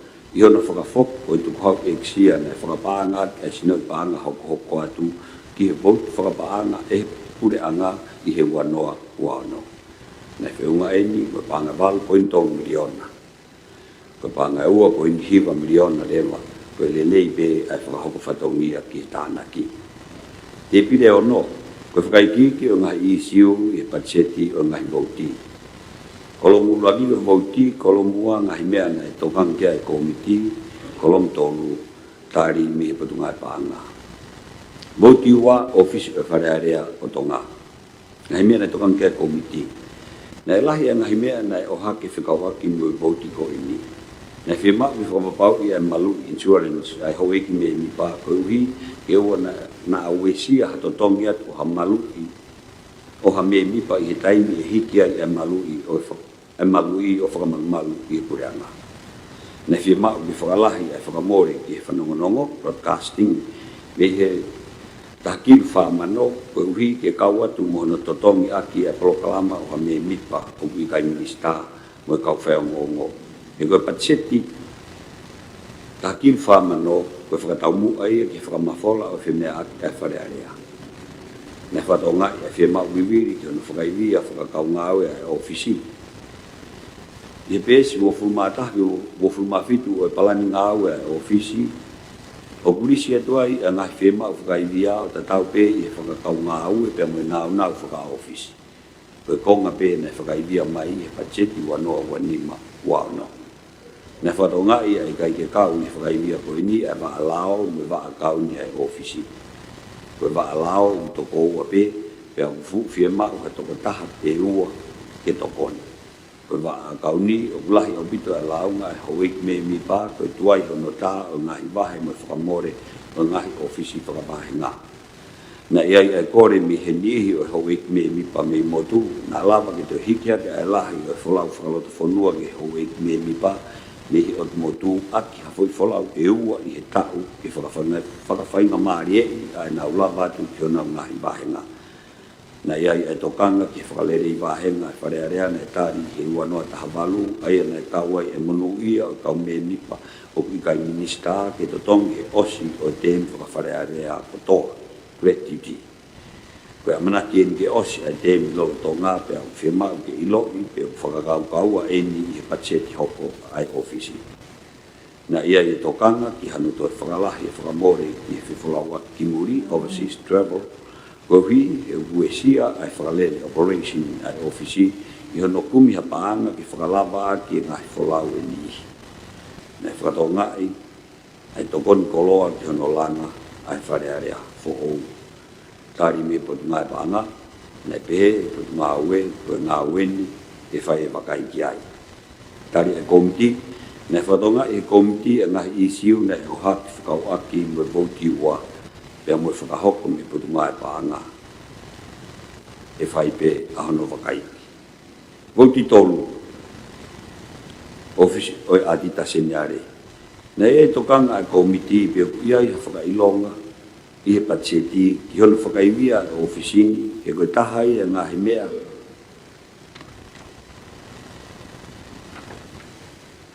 Koe tahai e ngahi mea ne tokanga lahi. Ia e hau eik me mi pā, kou hi koe mahu inga e whakahoku whatongia ai ofisi koe ni. Tari me patu ngai paanga, na e tari patu ngā ue, na ia i pe ai ki hiki ai wahe ki whakamore e whakawaki mo e kau ngā ue. O ki nima, patu ngā ue ki muri. Na ia i tokanga ki he tuunga wahenga o ia i ngahi ofisi ki muri mo e kehe lahi ai wahe whakapaanga ki ngahi ofisi. Na whakahoa eni ki he ofisi i Hawaii mo si ai wahe ki a iniongo e lahi ange ai wahenga koe ni. Na e whehu ia foki. Whehu ia i hatokon whakapaanga e pureanga ki he kau konsela tonga i he ngahi whunua muri o hangi ko ngahi whunua i Europe. Nei whatonga i e panga tahapoi ni 5 miliona ki he langa whoou o manake whai i Atalanga, New Zealand. Kai pehe ki he ngahi whalele i ofisi o palani ke whakahoko i he ngahi ofisi i New York, mo Londoni. Kai pehe ki he whuatu office whoou o teo ke whakahoko ki Suva Fisi. Nei mahu inga ia a komiti ki iloi, pe ko ngahi whuatutu ko eni o si iai ha palani ki hono whakahoko pe os kotoa e pacheti hono ngai aki i he tau whakapanga who'o. Tari me potu ngai paanga, Nei whakatonga he patunga ue a ngahi isiu na o hake. I whikau aki pe me whakalele o ngahi office tau whikau lahi ki muri o te ki ai ki ai hapalani. Koe hoko pe eni o ngahi proseki o mahu inga taha ki whakahoko he patunga ue tau whapana hoko. Nei pehe he patunga ki muri koe whinga i eni ke ulak mahino e patseti pe tau hoko turewa ai palani. Ko ki ono kau tau ai nea whio. Nei whatonga i a hiki i he wahe ki he wahenga established staff. Nei mahino mi heni a ngai whodutu ngā ue a putu ngā ue i whatokolahi ai kau ngā ue. Bauti fitu ofisi o e paremia. Nei e tokanga makehe ki he ngahi tokoni subsidy i he ofisini aia o mahino mai o whiunga mo paanga taha poini taha miliona mo e whaunga ono wahe. Tari mi putu ngā paanga. Ko subsidi o ki kai ke ia i hatu tūni pau ki ono wahe o i tokoni ko ini whakafitu. Ko e whakatuu na o si awe ki he kabineti a ia na tūtūni mai pe ke wahe tolu a toenga se niti whiunga mo paanga e fitu ngeau. Fitu kilo. I he tau whakapaanga lolotonga wano wawha wanima ki he ngahi kautaha maka ai keresi malau pia mo i kone mato. Koe tutuni ngā ue na o si whotu ki kabineti na o si ABB, pia tau whai e tutuni ki ai ki ngā aki i tau kapanga wanoa wanima ua noa ua ono. Nei whihuia whoki a ngahi wahe o hange koe tokon paanga ki tupui kolo, mo ngahi motu ai au whiunga mo paanga noa po niono miliona, mo tokon paanga whiunga mo paanga taha po in wha miliona, pia mo whitu o tau mua kia e wahe koe ni. Tari mi putu ngai paanga, koe paanga tokoni grant, o ikai hatu tūni pau whakawhitu ki heni, ka kono wahe o whakatewhito pe, i ngahi kore o mai ki office paremia. E wakai lewa he kau ngāwe a ngahi kore o mai o tomitari ai. Pia koe tokoni ko toa pe o stari o wahe, ko pau ki o mai, a ngahi whakamatawa, financial hospitals. Ki ai, ki mua, pia tomitari, a nau ngahi kore hoko ki e tau pe, ki e tau, e koe tau whapaanga kono hoko. Nei whia mau whoki ki whakatonga e komiti whakakalaka mai wahe o whiunga mo pangataha pini tonu miliona, a e nei whia mau pe ki whakatonga i o mtoi wahe pe heni ai nihi o i hoek me mipa ai whare. Tari mi he ngai paanga. Tokon ki ngai komiti whakakalaka o ngai utmotu, o taki panga ua kilu ai komiti aia, koe teau kalungufu, panga e teau kalungufu, Teo kalungoa o wahei eni ki on tokonia whakapaanga o ngahi tukui motu. Pea koe panga ua kilu o wahei ki panga au e komiti. Hangepe koe whemau ki ngahi paanga tokoni ko toa pe, o pau ki o mai, ngahi whakamatala paanga financial acquittals ki mu, pea tokitari a ngahi kore hoko. Tokoni ki komiti whakakalak a tonga tapu. O ki kai whuki ha komit whakalakala kai a ki tonga tapu. Ka koe wahe, nei whakahoko ia ki ngahi wahe nga pe hongo fulu o nga peheni. Koe paanga e nima kilu o wahe i ke taki nima kilu a wahenga. Taki nima mano a wahenga. Koe wahe koe ni o whakafou ia i he tokoni a rea pau, grant agreement. O whakamahino pe i he rea pau, mo ngahi wahenga ko pau ki o mai e nau whakamatala paanga ki he tokoni o atu ki nau ngai aki.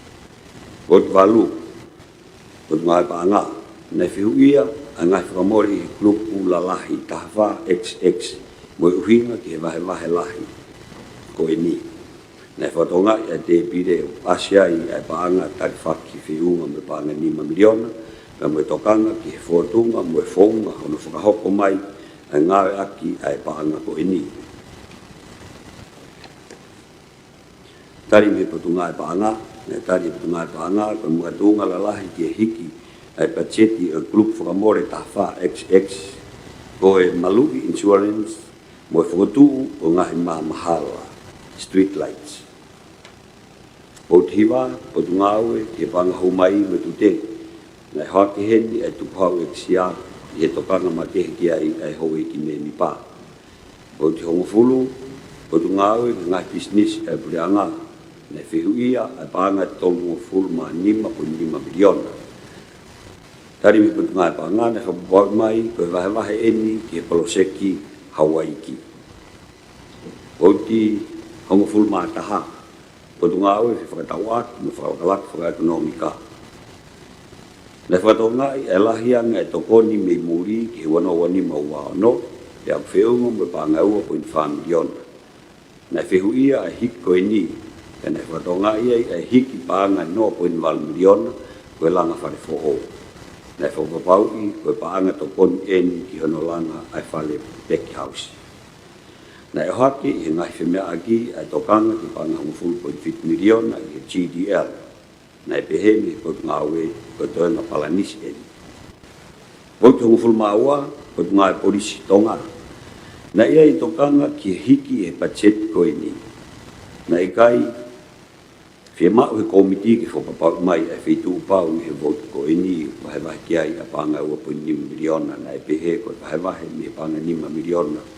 Koe pacheti o e tau i wa whaitota e whakalao na i he vote e potu ngai pānga. Tari me potu ngai pānga. Koe pachet koe ni o ki he pesi wangiau ni mangofulu o estimate whakanganga. Polokalama tolu, polokalama si inoa ua. O wahe ki ngai whamore koe ni. Whamore whilawe i ka moe totongi o kau ngāwe, whakiru, walmana toluaf whangia o nungu fulmahiwa. Te wholawak whaloto whanua, pangata mano. Uto mea lere, tolumano. Te unga ngāwe, tolumano, totongi ngāwe aki, rental, kahamano, mea ngāwe whakatekini kare, walmano, langa e wharefo ou, tamiriona, whitkiru, whitmano, ni mawhini mangiau. Wauti hongo fulu maa ni maa patu ngai mo ui. Nei whakatonga e ngahi wahe ki ngahi langa wharefo ou he patu ngai ko ini, o hangi koe langa o ngahi senta ki he mo ui health centers. Ako anga nesi mo e whare whakalere i atamai. Nei kōrea e komiti ki patu ngai ue ki nga whamalala mai ki ngahi langa ko ini, o hangi koe whefua whetu o amanaki ke langa e ngahi senta ki he mo ui. Nei whihuia pe koe ha e mga tuunga whakalao ave e langa o e apanga nesi ki he potu ngā ueni ni ongo ko o siha mahino i he lao ki University o Tonga TNU Act. Ko e apanga nesi o ki he malmaluia o TNU. Tari me he potu ngā e pāngā. Ko ngahi langa ini a ngahi poloseke e potu ngā oe ki ngahi kiriniki mo senta mo ui. Kolovai senta mo ui a pea mo no foanga ki he kau ngā oe. Kolonga senta mo ui mo no foanga ki kau ngawe. Klinik fo'o i rei mātua, pangai motu, te fisi, tānea. Whakalahi o wa a lepi, laboratory, o wharemahat niu eiki, whare fo'o ki tawhamata. Whakalerei o whare tukuanga whaito, pharmacy warehouse. Langa fo'o o whare ki tawhak mo ui ki tua ki kakai, pia mui mea ngāwe whakaremahaki, biomedical workshop building. Vote hong fulmaon, patu ngā eako mo e ngāwe. Nā e tokanga ki he tūnga whakalao hono toi ta ofi. I e tai totongi e ako neongo nai os tāri eni e whare area. Nā e whatonga i a ngahi mga tūnga ki he hiki e pachet e potu ngā weni o kau ki ai a scholarship. Vote hong fulmahiwa patu ngāwe ki he ngahi ngāwe lalahi. Nā e tokanga e komiti ke whakaivia e pacheti ki he hala kolo, community roads. I he tau whapanga lola tonga ua no wa whawa nima, ki ngahi wahenga whiri, pia moe hoi ki whawafonga no pere ke tokoni, ki hono tanu o ngahi hala koe ni. Nai whakotu wai ke takpaanga tahakilu ai wahenga whiri, pia moe hoi ki whawafonga no pere. Koe whakatoa, ai wahe koe ni o whiunga pa moe paanga eua, poini ono miliona, pia whakotu ki whapaanga, me paanga hongo fulu miliona, nai tari he pachet whakalahi, ai vote, ai potu ngā ue ki ngai ngā ue lalahi. Tari me potu ngai pāanga, ne popo potu ngai pāanga ki he fotu koe ni. Voti wanoa potu ngai whanua me koloa whakai na tula. Nei whatonga e wahe ki hono whakalele i ngahi kawhi anga vai, drainage, inu kalofa. Na ia i whakotu na lava ke wakai e ECU o whikawaki ngoi haa o pasi i he area o nuku alofa, tau ke fito ke tau ngā pasi o e wafu unaa. tari me putunga e paanga whakatonga e putunga oe ke whai hawakai ki ai. Vauti ua fulmataha ofisi e komisoni o kaunga e whapreanga. Nei tokanga e komiti ke pacheti panga taha poinoa miliona i he vauti ai ofisi ko ini ke a kou ai kaunga wen. Na ulele iange ke ave ke whakahoko e TNU. Vauti ua fulmaua putunga o statistika. Nei whai tokanga ki hiki he vauti ko ini. Tari me putunga e paanga. Nei whakamahino i he putunga e paanga. Ko hiki, ko teu ke ngahi sabea o loltonga lele, pia po manaki ke whakahoko i whakaosinga e tau. Vauti ua fulmadolu, meideki. Nei whakatonga i a ngahi poloseki lalahi ko kakato, o holoa i vahe pacheti ai putunga awen. Vauti ua fulmawha, putunga tau tai. Nei e toka ngalahi ke taimi e tuku mai ai waka o whiunga mo paanga tolu mo fulu miliona. Tari mi putunga paanga, le whakapapa ngai he putunga awe, o te kei ke mahino whakafuafua ke taimi pau e tuutai e waka ko eni i tongani. O te ufu manima putunga e takmamata, nei tokanga komiti ki he holo e wahe ki he putunga e ko eni, nei whatonga i komiti e ikaito iai whakamore ki he misiume. Tari mi putunga e paanga, nei whakamalala putunga e paanga, nei tō e whakamore ko ini mi he pacheti ko uhi ko ngā isiu whakakerekere. Ko ngā tōlu whakamāpōpō me ngā whakatuu, ko kakato a ngā komiti ki ngā ane tuku mai me wharearea, pia kuatu ngā whakatuu o anga peheni. Ulua ki kiarea i ala whakanganga me proklama estimate whakanganga ki tau whakapanga wanoa wanima wano mohono ngā whakatonu i whakalahi taha mo i tōlu o ripotini. Ua, kia rea ia plan ngāue, a ngahi potu ngāue, peha mono ngahi whakatonu o kuat i whakalahi ua o ripotini. Tolu, kia rea ia whakamatala pachet whakanganga, ki tau whapanga, wano wanima wano, mohono ngahi whakatonu i whakalahi whaa mo nima bi o ripotini. Whaa, ki whatonga i kia rea ia ngahi whihu i mo ngahi isiu na o haki he komiti i he area i o ngahi vote e potu ngāue, ai a kuatu i te pire nima mo ono o ripotini. Nima, ke tari a ripot whikatolu wanoa wa nima ai komiti pānga. Awek share. Well, share komiti pānga. Tō tato. Aro share, tamu feituna share, tamu ki tamu Israeli, tamu ki Baremia, tamu ki hoik me mi pa e wharearea. Ke whae pēr ki lape wawe pē ki he ngau e koe nei whakahoko e komiti pāanga. Hai pē koe ko mō mea i hoik me mipa. Au kau ene ngau e mahuinga mo ngau e lahi. O whai he tau kotoa pē. Nei tōk mao mai whoki ai pahau mai pacheti wharearea au tolu pēr tu hifo e a whaa sune. Nei tō kamata ai ngau e koe ni e komiti ni e aho moni te wikosi. Ai na whae ngau e pe he aho e wha, katoa ngau e koni na mo mea pe ki ai. O wea e wha maro lahi ai ki e misa mo ne kau ngau e whare pānga, kau maa whoki e kau karake koni e whare area. I lawa e ngau e lahi koni ono sifu au lirik kai ki ngata pe budget statement i corporate plan, ka na kau ki ai pe mo estimate. Ka ai pe mo ngahi whehui, ka nea koe ia, ake koe ko ulau nai iai, ai pore lahi ko hinga ko sisi e taimi.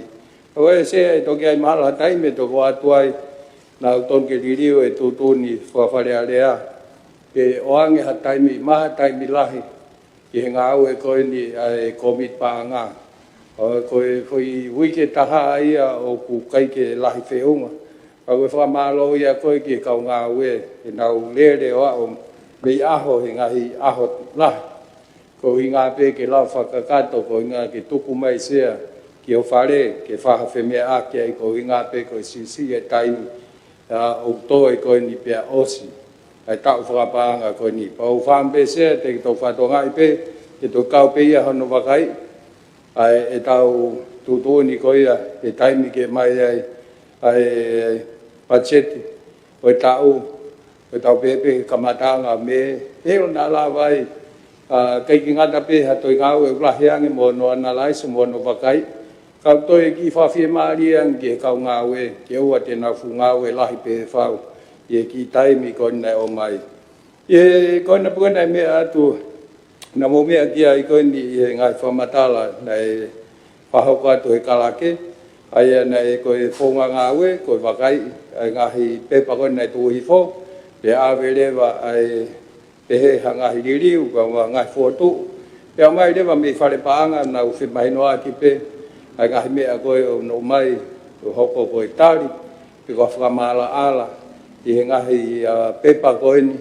ka wa estimate ala ni nga ue ka uma foki ai budget statement ni ai na ko ia o asia tu ko na e pespa o report ko na mo tua pe ko hange pe ko ia o mo vai o hena ai whakalahi ai ngahi pepa whakalahi ke ngahi biriu ko na e lawe ko ki ai kalake e to kia hamo taim pa mo sio ki ai pa ko e fotu atu pena sea ange ko na wase pesi ua valu ke whatonga e ngahi biriu ko ni kitare ngahi biriu pa to whai ai hano area i sea whamalo te mo whamare whamalo ke komit panga whamalo heni ke kaungao e whare panga ua mo e kau kala ke ko ni e komiti panga malo se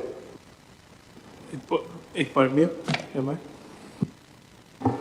Set up ke ekpalemia pe ke tama piskauni ho ki a fafofonga ho ki o pe ke ho ki ka kaisia to ba fa malo I he ngau lahi ko ni na ku fai he ekse ngalo ke ekse komiti panga pa ke kau ngau o lava ke se pa ko lahi te ki me pe ta ko pe ke ki fa mahino I pepesi ua fitu. Pesi ua fitu, te lawe I moe voti tahiwa. O ku asi heni pehe ke fotu koe ni ko hike taki taha kilu.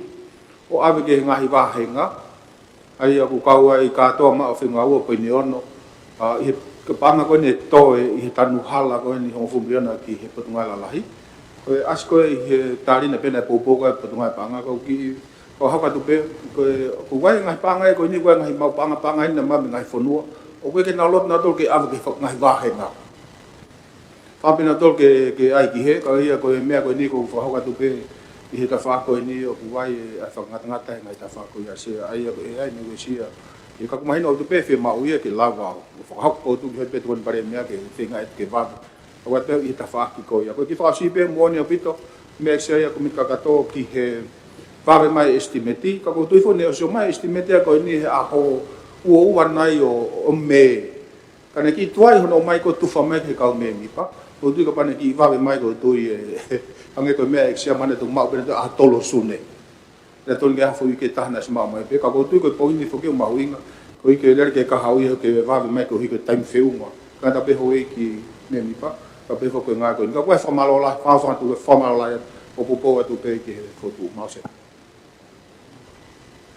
Se tu e mo ke ia pe ki tali ke ai me ko na ke ekpalemia io mahino pe ekpalemia o pia ai panga ko budget support o ku ia na ngai conditions ange ko ia ko kai ke ave ke constituency fund pe fund ko ai hoi ki me mi pa kana ai pe o fakau ke ngai option ke ai ko ula ki pe ko panga ko ni e la pe ai ko grant agreement au kai ko constituency fund ka ko hange pe hatari ha foi project ke fa ho ko ka winga pe ke owa ai ko constituency fund ai manga ko ngawe aki pa ko wa pe even about the mo pe he ke ngawe aki pe panga Australia te bola mo motolo pakai ha social funding ke ka ngawe aki ai kai au ke si e fa ai ko ngai option ke pe se ana fai pe ai pota no ki ai ko nga ko mahino ko ai o pe ia ko me ha ke pare mia ko ni ta mai hiki me ta kilo wa kilo hange ko ia ko pota no ko se mia ke komiti na ulai fe un ba nga to ko ni to pe wi ke ta mo ko pe o se ta fa pa nga ya ke ta ko nga pe ko road community roads ka ko yang pe ai fa ka se mo pare mia o vi pe fo ngai la pe al ko grant agreement koe ke alu koe constituency fund. Koe anga pefe tokone atsea, malo. Se. Tabo fituna sea. Tape moi tang primis klangi. Pada pati ke paremia, kama to on paremia. Pada pati ke kau wait mista. Kau va fonga wait ki pe mo kau va fonga ka kai se koe. Tu pe mo ke hoko atu he isu koe na to ki mea ki ai paremia kama fo ke a to ngata tol. Se koe isu mahui ngai he ko hi ko banga dia na ko mai ki supplementary. Pena banga ho fu milion nai. Pena o mai pe mono programa nga o e ona sea ko hi ko ngai constituency. Se ko ki veu i be kuia he ko hi ka pau e kai ki hau e banga ko ni ko pe ke me sa banga ka ko pare mi ato ai ai kanseri ai pe programa ya ko ni ko ne fa hu mai di he supplementary ko ne fa hu mai ke fare area sea e ko fa amu o ga po la ya ki he to en pare mi ato ministra o ngai ngawe la la hi ke ho ko te programa ko ni ai ko be ko nei ko ai ai se ni ko ni ke ho ko te programa pena tari be ki ministra panga e ho ko te te ko programa ko ni ko fa mai pacheti e ana fe tu o programa tanuhala fa fonua ko ni fa hu mai o fa fe ona ki pa mai pachet fo se malo se Ek tong pa mi. Ek pa rin mi. Tap mo siya ba ki he we ki frera siya iyo ki lab fo ki ai ko hi ko paanga ko ni taimina ai ko ni ai mo full miliona ba we foi tokang ma ko te foi ko ko hen ki lab tanu hala ma ko me ala hi ko issue ye ko hi ka ko taimi ai ko tu ko taimi ni ta fo pang ko te mo ba kai pe ki hen ko ko ba to ha pangan pe ha panga la hi pe tu ke ha ngai panga ke te mala fa la hi no alu ke sino panga tala city ko ki panga tanu hala ala pange to nga tau ko ni ka tau ka hau mo ai 1 million aku foto me hen ke fa itu langa aku ka man ka tau to ka ngai ko hi ko ngau ko tu ki ton paremia ni programa tanu hala ni ya watu ke ku feve ni tu ka tau pambo to pe tanu tau ma ala Ek pa mi ko me ma ki he ta city ko tan hala ko hinga ki he road maintenance fund. Tap mo sia i unga i ke road maintenance trust fund ko panga fo du asila tanu hala ai ko ku hoko atu se mal To ke pai pia ko ma foi na aspe ni poti sea ai kai ko ke mai pe ko voti fe o alu ki ai paanga pe ha o me foi voti fe o pe mai pe ko e ka kai asme foi fika ko hange ko na lawa ta fa no me ta fa pe ko alu ki foi voti fe e ma hui ngai ke fa ka to mai na aspe mo ia e ripoti ko na o atu ai ke tali ki he foi fa mala ala ko ia sia ka ko hange ko lau sia na ia i foka trust fund na to Italia ho full miliona na fai e me a ke ki he ni he committee ki mua wa mai ki he tano ai ko ni pacheti o pau ko ki lava nga o to ki community works e foi wi ke ta ha kon be pe lava o ave ko tokon ki fai nga we e uva he nga ko wi nga be ai paremia hange pe ko na fai ki ai fe me a ki malo se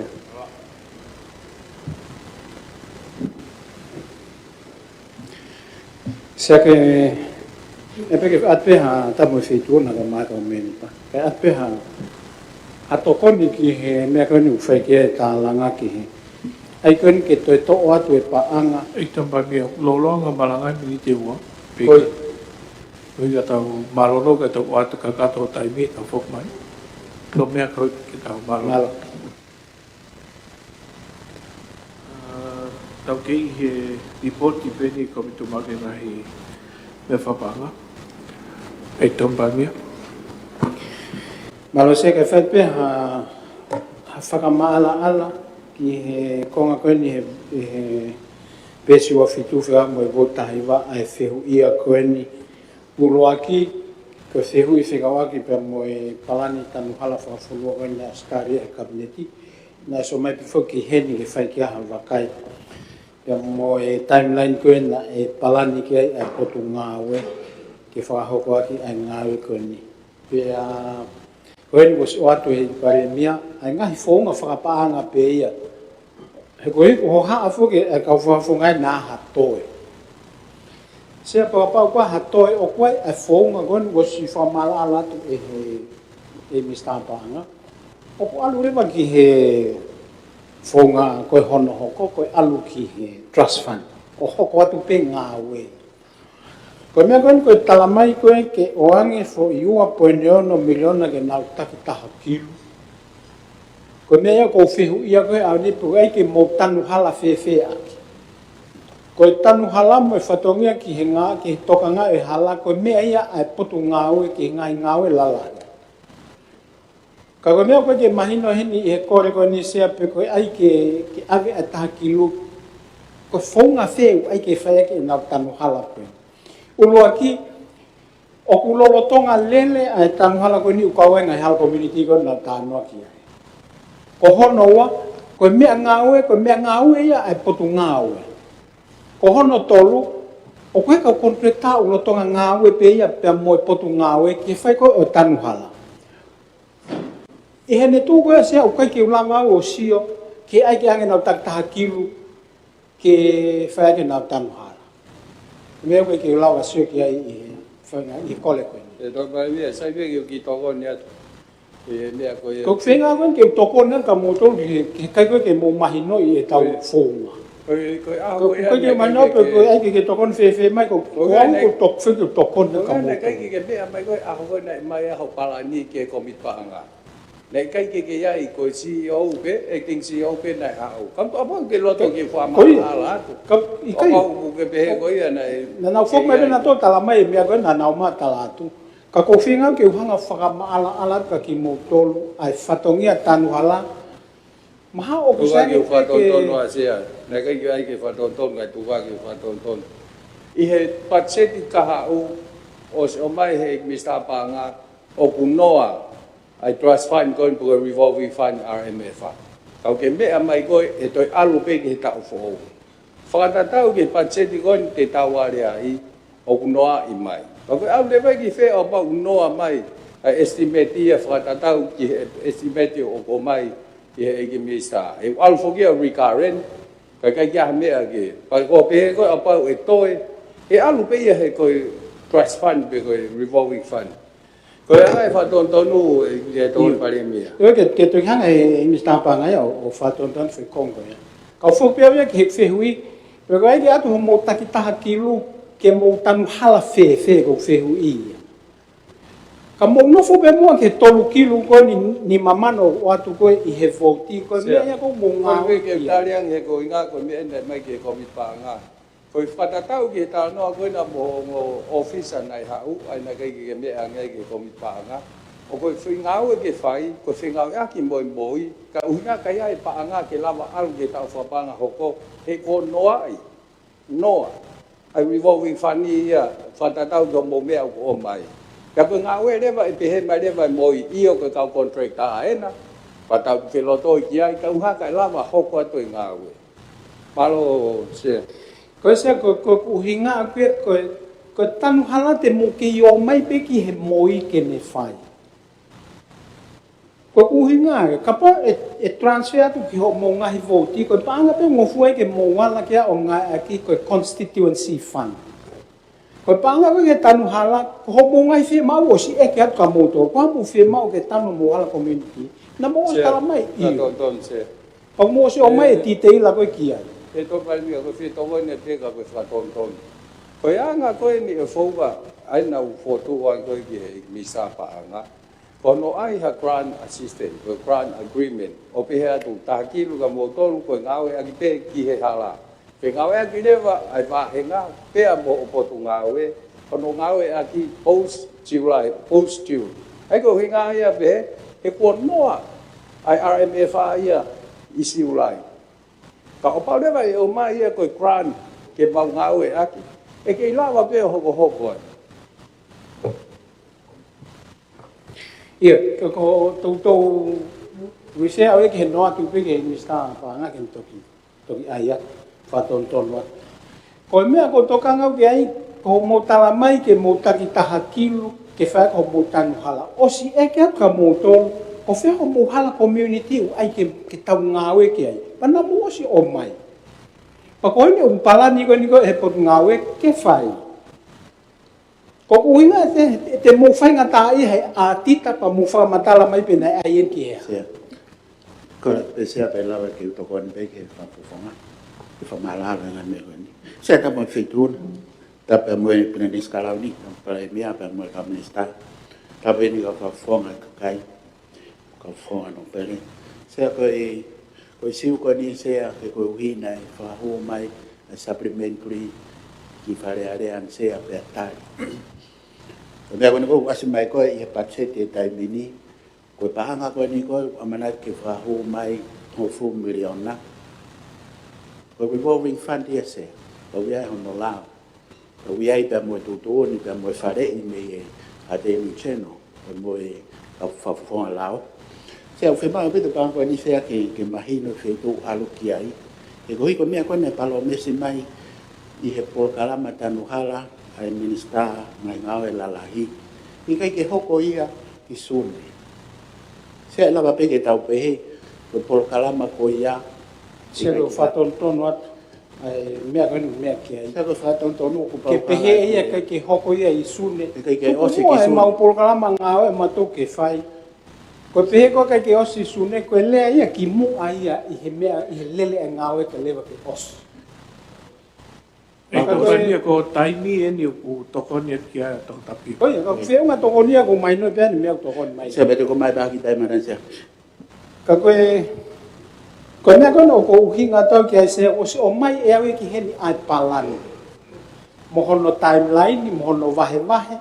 o alu pe o ke me ko na tokan ki ai na o mai ai ngai hala community ke fai ai i fa ton be se oi ko timeline ni ko ni o mai se ko timeline ko na o mai se ko suni se o ko ke o mai na to khambe na no fa na to ho ha ki suni ko khambe na ko na o ha ko fa ton ai tu ko ho ha ki suni ke fa ia ni a o lo hi aki ho fare se tu ku pe mo se ko kala mai a se ko panga ko ni se ko ho fulu miliona se ko panga la fa uri e ko u hi he ka pa o lo hi aki ho fare he pa no hala se o to hi ke pa se te no hala se ta 4 miliona ke tuku mo ai mau ma to ke fai o fe unha toko ne o se ko ke fi o nga to ki he paanga o mai ke o fare pa to e ave fra tuku pe ko ne minista paanga ke to nga kia e to nga ke fare o nga we ne ai potu nga we to tapika to ki ke mai ho taimi ko e malo se ko pantalone no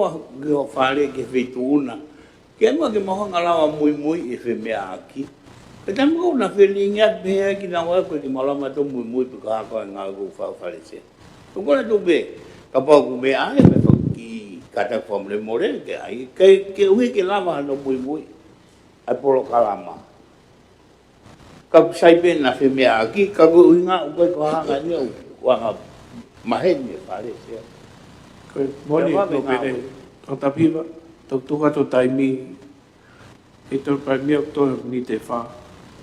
se te mai pe ma ki beni tu ke hi ko to e na to le ko taimi e fa ton ton pe a mo e to ko ni ne ke fi ma we e sia ko fa ton ton wat ka pa utare to ko ni ko mi ma he ni e fa re ko ni o to o yo mi o taimi ka pa ko ke tare to ko ni ka ke me ange i kai ka ke ho wa ko mi a ko me ma e ka ke tari o to o yo ho taimi e ko fa ma ala besia malo se ka ho ko tu mo e fe hu e ma inga o lo ati e ho ko atu se o ka ke mai ne ka po han me na no fa na to o ha aki suni ko ho ha aki suni ko au ya mo mi sta pa anga mo no fo ko mo ngai ba he nga o tau hia ko sa te to ki ni mama no ke mo ngai constituency fund ko ku fa to na besia o ku uhinga e ho ha e o se tau fa pa nga o ku ko wi pe hala ko hinga go fa ho ha tu se ki administrar o nga la la malo se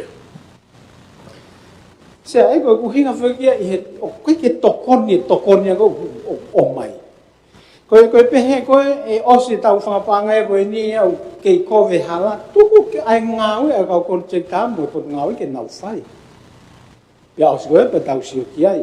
He koe mau atu koe ni o toi whakalelei ai ngau e pia ne kai ke lelei ki mua sea. Ko talai. Na osi talape koe e ripoti ai kautahana na whanga skene hala o talamai me foi maka nima o tau hala vena tau tolu ki tonga tapu wa wau foi maka pe tongu. Ai te moato o whakatonu ai ngahi ngau e koe asea o sea no ripoti. Sa tu bege ki whatanton na be. Inga ke tapu mo sea, tapu mo e piskau ni mo me li pa. Ni bege mea mai pe mua sea he mea ko ni o. Opu toto talano ma pe ke puranga ta. Ake puranga ta tau pe. Ene talam ene mea mai ke hai na mea fai. Ko ha ke mea ke whatata ke puranga ko e whatata. Ha hanga tonu pe polisi a malo. Ai se ko mea no ko fenki o foki ke he ko ngawe e fai. Ka kwa ngawe ko firma ke falele ko ke fai ia. Na ko so matala te ko si ngawe firma ke fanki wa fui o ha pai mo wa wa. Firma ke foki ngawe ke falele kai tu be ia. Ai ko ngai mo ngai no fai ko ke ha. O hono wa tu ko tanu hala ke fai he potu ngawe. Mai pe ho mo firma pa tu ku pe ia pa anga. Ke mau ngawe ki. O hono tolu sea ke tuku ai hoha ai ko ni ki he timeline ni ko si me atu e mista pa anga ki ai o ku ai hono founga o ku ai hono time o foi ake mau tokanga lele taha ki he tanu hala ke fai fa lele ko me mo tonga fai he ni ka to na tu ke me ai mista pa anga o te ke fa ai pe he ha me ko na me mai ko na ko mista pe na ku ki o te ke mea mai mi sa whikawat mo mea kon mau atu. Pake tā mai, tātou tō mea mai. E osi ai uhala community, ne ange ho o CEO e leo time ko ia, o ne tā mai ko 5.1 miliona ki he u community road. Osi asin mo mape, ai ngahi hala. Au nge aho ni te ke osi, toi me u kewa pa osi tā whapama. Se na hanga pe o hulu atu heno mo sio lele ki he vahe vahe. Os pa hanga tufatu ke mo mea ki ai. Os whakamatala tu kawai mo hala community e whai ai ngāu e ki ai. O koe ko ngāu e CCNC, ke whakahoko e pure anga. Pa koko natu e kau whakafonga tupu e ngāu e pure anga ke whai e pure anga. Pake a oso taimi. Lape sea te mai pia ki Ni te ua. koe sea. Ke tuku mua e ngāu e pure anga he tanu hala ke whai e po ngāu anke e whatongia. Koe whatongia kau whakafofo ngā ia. O kua si hei tolu kilu ni mamano o atu ke mauhanga o whakai i ati koe hae ngai whiema o koe e ngai whahenga o whai aki. Whanonton besea e whiema. E kai ke tuku ia sea ke whatongia pe ia whahai koe ni ke whai mea koe ni. E kai ke tuku ia e kalanga i pe ia wau ke osi. Malo sea. Koe au mahi nei ka koe hanga whakamara alatu a taimi kau te whafofonga i tuku e ngawe u potu ngawe ki e ngahi potu ngawe. E o siai ai kakai, ko whiri, ke nau taki tauhi, ai ngahi potu ngā koe ke whakahoko whatonga. Koe ai koe ke tau whekolosi aki, ko taimia he kai ke mahino lele ai, ko hai o responsible, ko hai o accountable ki ha mea uhala. Ai koe mea ko toange eise. Ko whatontona besea. Ko whatontona tu e minister o mohi. Ko mau whatongia ea, mau heni ai. Ke atu, a mea ko haa kia ka kai whonua. Una haa mai he ku kovi. Ko hinga u whai tua tokanga. Ka ku ke mea mai ko sai pia ia. Ka ku hinga pe tokanga tu sia. Uka ke u hinga ma o mai ku haa toi u hinga ke. Ko ka kai whonua. Ko mea u whai tua hoa. Iko whakamuponga ka kai ki mako. Ko motoru tana ke tu wau, te whai ake ngā ue. Koe ki whatontonu me sea. Koe sea, koe mea nune o ko ke whanongo ki ei sea na os tau whapanga, o ku kovi, o ku tuai.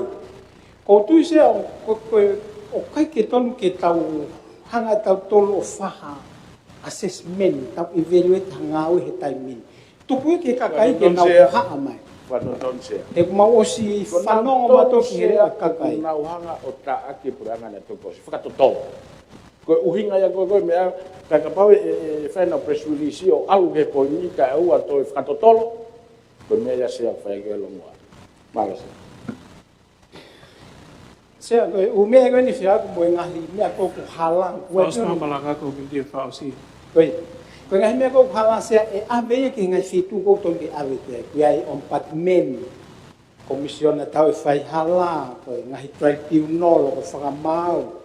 Ko ngahi komiti ho fale o ku kau mo ai ke o maha ngai ia. Pa ku whai pe ko konga ia ngā. O foki ma ke tanu hala ke ko ia tu kau whafofong. Tu ku mo ai ngawe ai moi ki he moi. Ko e hala mo tono no e fua ia e he moi. Ho mo wana ko ke mo to tanu hala e vahe atu mo ngahi me ko e se hala ki ka ki mo tono na mo vil mai ke oa. O hono tolu o ku hala ia ke atu hapanga tanu hala he ka jaha mo misin tanu hala. Moha mo kau varita, moha kau kontrekta. E toi whihiang e mea homu ai ke mo ngāwe ki ai. E rota e lia, ke whatotonu, o waskawe ati, ai se niti ko ia community road, i hawheito he tai nim. Sea na o sanga o ate priority. Kai me feu i kau marolo ia. O puloto ale. Ni kon ke whanongo whakalele ki mea ko na whamatala. Koe u priority, u loaki ko ngahi kolomoa nuko alofa. O wahenga fe ia, uloto ale le no kanu community road. Pangai, ia mo ne ia. Ka wai hoi misa ia na wahenga. Ko honoa, hoko te tanu hala ki he ngahi mono lalahi. Osko ia te hoko rewa ki ngahi mono ai ko priority na o hanga o atu ke mo fi mari ki ai ka tau hoko atu Malu ko sa time. Sia te me pe mo ki fai mari nai sia Tapi kata dia papuk mai tau ngawe ki asnita. Ko foto ko ni o mai me he report ai komiti panga ke area e ngahi kawenga ko na foto mai to ko mai mo tari me ko nga ba ko ke kara ke ta palot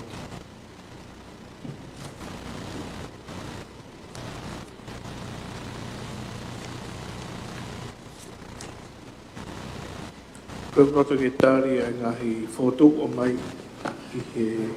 i porti a tolu a feo ni mai komito mal ke panga pa ni Ciao gasa sovalenti presidente Aione Iki ko inga kawe me foto ko ne to ko sono tala ngai. Mo me a ki foto ko foto me ko panga ke tari a ripoti ke area. Oh, okay. Mo lo se. Ora e moto u voti ti ta fa voti. Ho quattro paloti. Sas sovalenti presidente Aione 17 Tomoa Ore nuku samiku ta vaipuru e moskela tu atau hui ek minista na inga ko fonwa ek minista mo ui ek minista tak mama tamelao ek minista ta na panga humai itu te ek minista timuri mo ka ta na yo ek premia ton premia ek minista ko ek minista ka dawagi ek minista na business e pranga ek minista ngowe ek no pere nuku ek no pere tihanga ek no pere fo ek no pere tu pagano ek no pere tu la kepa loto ke to ko o full mahwa ko to ho ikwe ni sia Hello ek ko lipoti ka kano ngai foto komiti panga ke mo ale i fa voti nga mai ni ho ek tu hi fon ke komiti ka gato pa ke ha foto ke tu hi fo el rifukato ne na na ko ye ko ka gato ke mo to me fa voti ya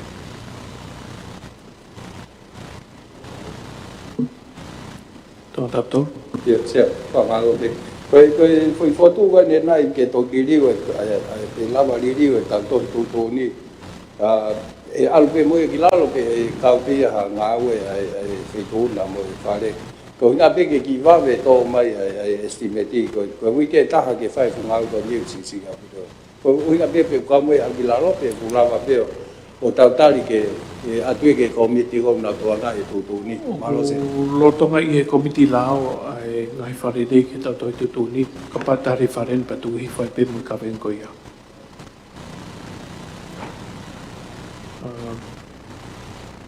karake ta parote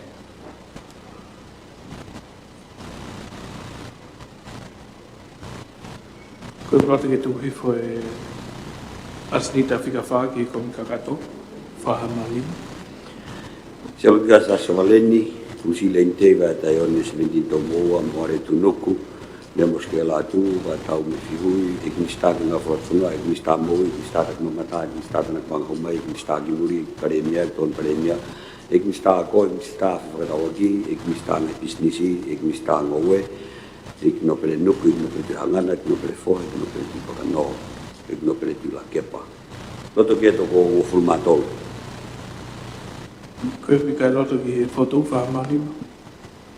Mika whahala pe, che. Tonga taptolo ko foto koe ne ki tuhi ko e kawenga ngau ki he komipanga. Ke komi para bu komi lao ko nga Kata komiti lao, ko protonga iai ai tututuni koe. O ke apopo ki he foto tonga taptolo. Se, kawe mo e sea E kone mea. tama piskalani pepe ki hoe ki o e whawhonga no pere pepe hoe ki kakai se ko popo ke kako ki whehu i pe. E estimate koe taune na mau whahu mai wharepanga ia hene o mau ahua tako ahua tolu. Kai toki tofa pe hoe ki he aha tolu. Ana fo ike tahna tonu ke haupe estimate o ha. Kako ku kataki pe ko ku whe ilo pe ki ai. Ko ina whange pe toi whae me ai o tau pe haupe i me ka mai pe tuku pe.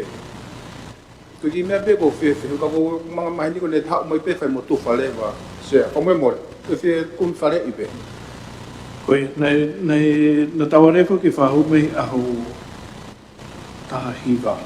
Na toki tau mei he ahu a taha pena e kamata no review he kau ngā ue mi karake i he ahu wowa. O tau whakakato kono tu whaki he ahu whatahaku ni whariwa ono.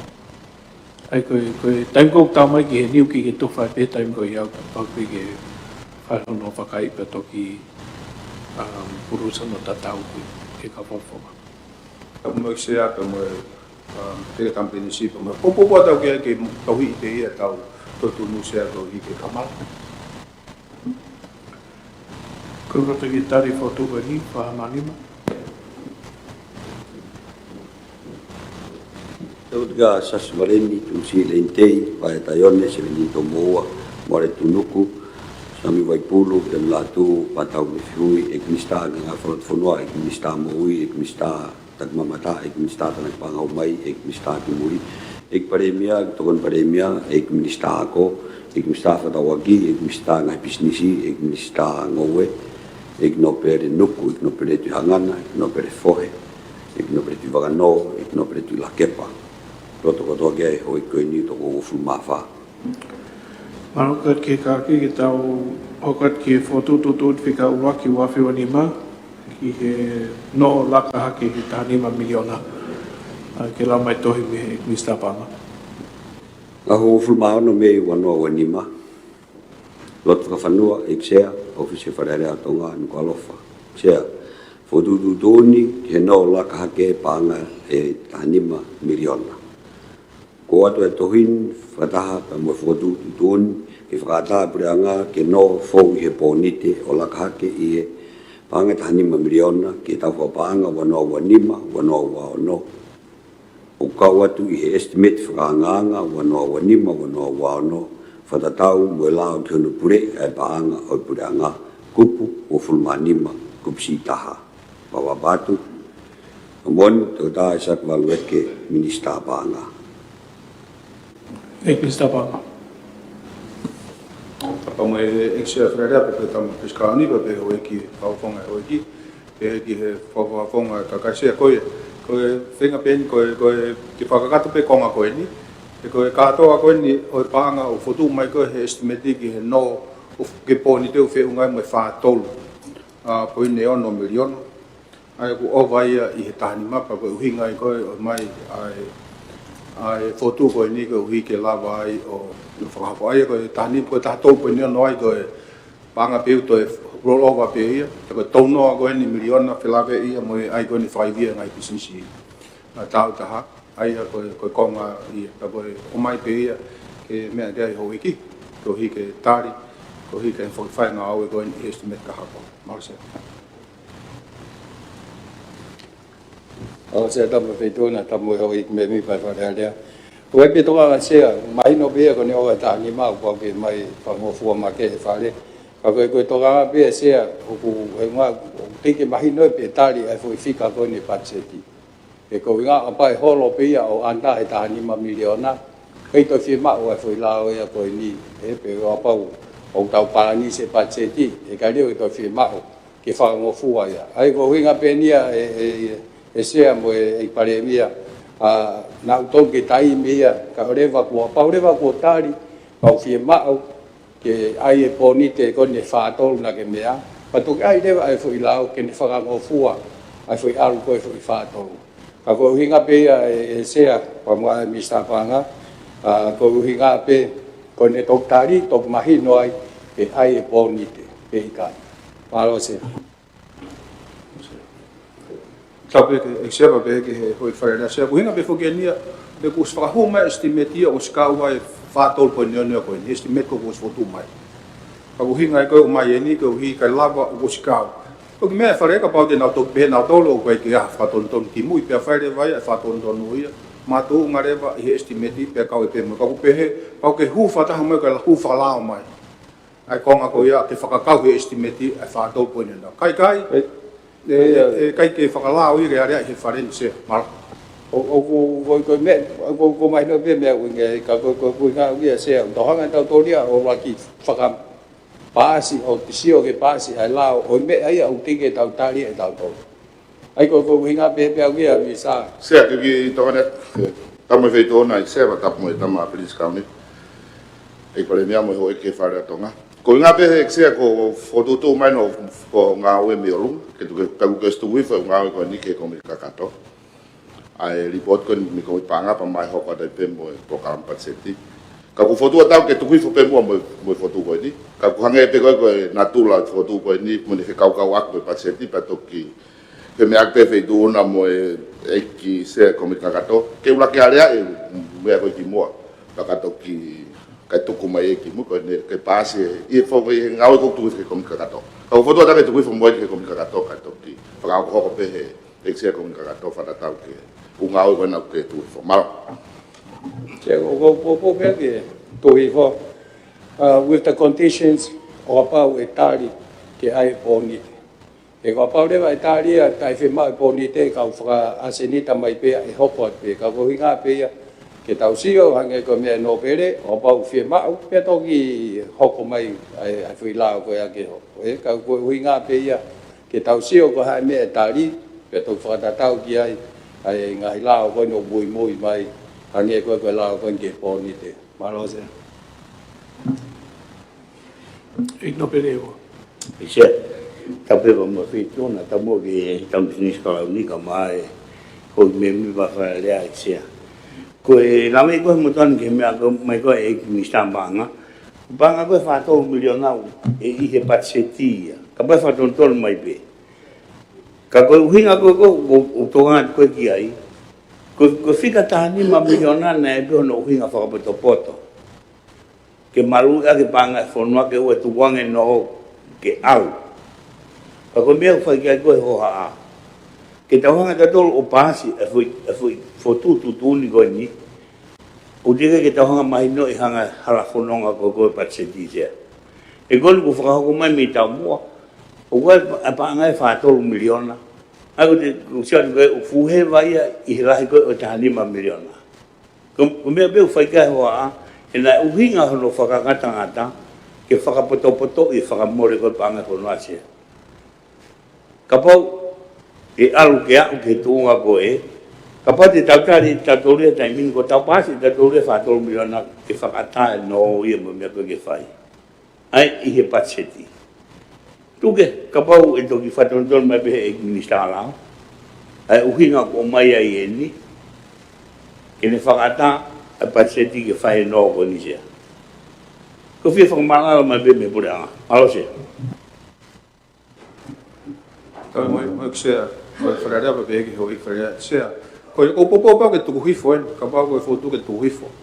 Aí minha coisa que eu ia que era fatar para mostrar meti, que eu ia que o minha coisa vai o hinga lele, na minha coisa que mau atar lima, mo tono ata fa over ko tani ma I he me ko ma mai fa to ko winga ko popo pe ko pa tu fo pe ko mi ka to I fai hono area I fa ta mo smeti se ko popo pe ke se ma se tava fotona se o ki feu I va be ki he Mr. Panga ka to o foi panga e fa to lu miliona ko ni ai aku palani se pe patetia ma se tava mo ki fa se ko me ko patset ko patsetia ko wai me nga au he fonua ko patset e fonua ki hono tonga ngai ki na ko hono whakahoko ko ngai whaka ekonomika ui ko macroeconomic management pa wai mo me nga au e taha ngai ki pangke pure Pelawe ia ko mo hono nga au e whapanga ko ngai pangke pa ko hinga lahi a hen pa noi pa ka utari ale ko me ko patseti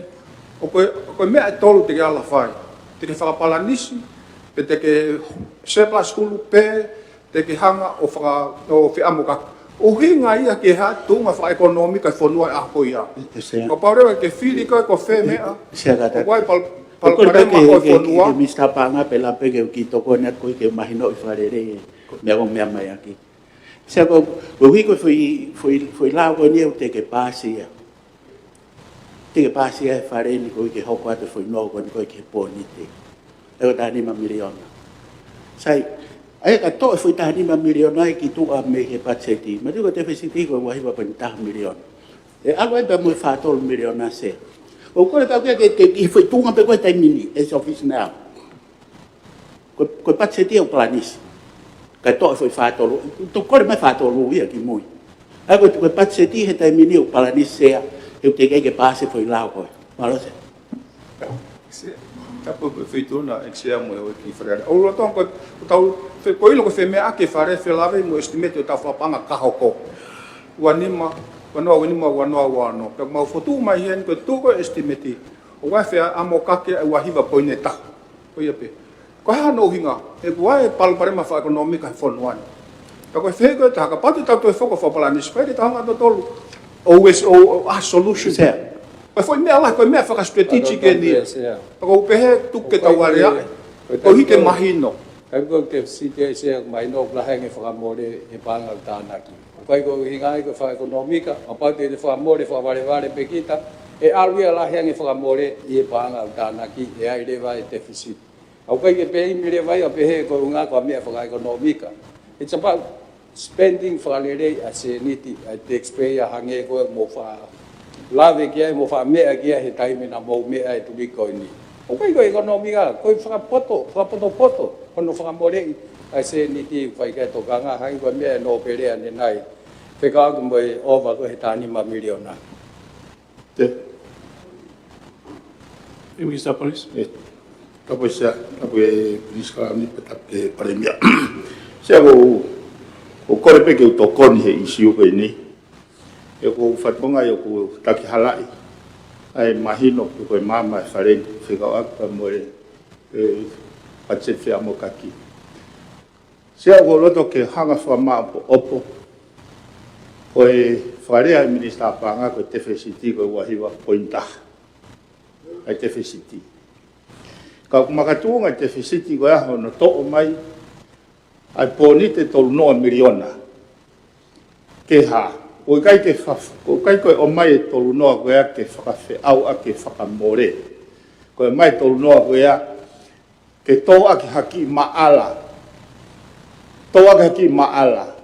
Ke hutu me ai kahau. Ko huinga ai ki te whesiti. Na e te whesiti ai ngahi patset ki puasea. Na e huinga ai ke whakakakatok e nau kai. O huinga ai ko tō a ke haki maala. Koe uhinga koe ni o so mai he pare nia. Tola taha e foki mai tola tolu. Paka tolu. Kea, ko whehu ia kuia whai ko fua o pito ia se. Ko whai te whesiti koe ni koe me kore mai tolu noa miliona koe mea mai aki koe he mi star policy. Ka mepe ta tolu koe ke pe kai ke e tok pase whai lao ia koe i a pongpong i koe whai a tuai. Ka koe taimini o paladise patseti. Ko feu ia ko ke pureanga. Ai tai mini pe. O koe ko Tu feu ko ia tu ko e to ke ufi ia, ba tai mini. O koe ko feu ia ke pe te fesiti pe palanisi. Koe ko feu ia ke he. Koe whakamalanga ko mai he pare mia po minista paanga. Koe anga ne whakatutu strategic. Pere pure anga. O ke tare feu ia. Ke ne mitigate ai tunga whae ekonomika e whanua. O ku te fesiti pe ukai ke te fesiti i he palanisi o tai mini. E te ke pase foi la ko se. E kau tare atai sea. Ko poilien sea. Na nau te fesiti ke whakakakato ke mea tokoni. Ko te fesiti a u tau uinga u tapu. Ko te fesiti ko o whotu mai he pare mia. Ko te fesiti a ke ne hoko. Ko haki maala. Pe ko haki pula ke utua e kahau. Ego whatotonu e ni Mr. Police. O pauti ke mea hiko ke ripote wanoa ua tolu wanoa ua whakos atitai. O koe kia te fsiti e. Neu koe patseti na te fsiti. Kako actual lo o se atita o puikai. Patseti tau ko osi. Ua whawanima. Palanisi. Koe hai mea ke mea koe kia e. Sea. Ta tau e pe mo mea kon ne whamaranga mai ai.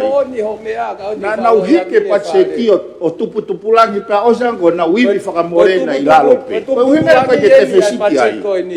Takapau na nau whakamore whakatatau ke nau palani na kai ke palani whakarerei. Hei kai ke palanisia. Ke na uhinga pe ne palanisia na ia koe kai ke au e nau palani hono implement. Mo mea mai ki e tau asni tau e. Ko e tau whakataha. Tau whapaanga whaou, wa nima wa ono. Ko mea koe ko hiri, wa osi. O ki te whemagi tau ko me historia, pe ko haina te pesiti, ko haina ki te pesiti. Mo mea mai he... O toa tap tolu pe whokna li o hake, sea ka koe poinen ko hanga ko hake. Kehe au pito, ai te pesiti, very strategic approach ai pare mea ma minister paanga. Ke urikawa e tau tunga wha ekonomika, aki hana o mai ha tolu noa miliona, ke no ai private sector, kai lama ke vibrant ai ecosystem o economic sector. Sa ko ha e konga strategic o ke mea kia. Ko ha e konga. Ai magi, te te tari pe ke mista pa nga ke to kon mai. Sa u te ke tari mai e feu ia se. Sa ko ke ai mai mista pa nga ke tau siwa nge tu ga. Ai me au ta no strategic kia. O nga pa tari atu kia. Na feu e mea ko ni he pacheta kosi. Na feu ko osange ko nau amana ki e tana ke sirini mei fe. Ko strategic approach ai pare mea pehen. Lolo tonga e tau whakakato e tau whemau e ahoni. O kuai ki pula ko e tolu noa miliona ke nehanga o whaka ai e private sector ke nau ngau e. Ko e mea ai e tupu ai mea ko ekonomika. He kapau he kai ke vibrant e foi sector ko ia. Ai private sector pa mo ngai business tau taha. He i kai ke tau toi amanaki ki ha new form of revenue. E whakafuafua e pare mea panga taha ko tope no panga tolu e foki mai. Tolu no miliona kani e foki mai ko hiwa no miliona.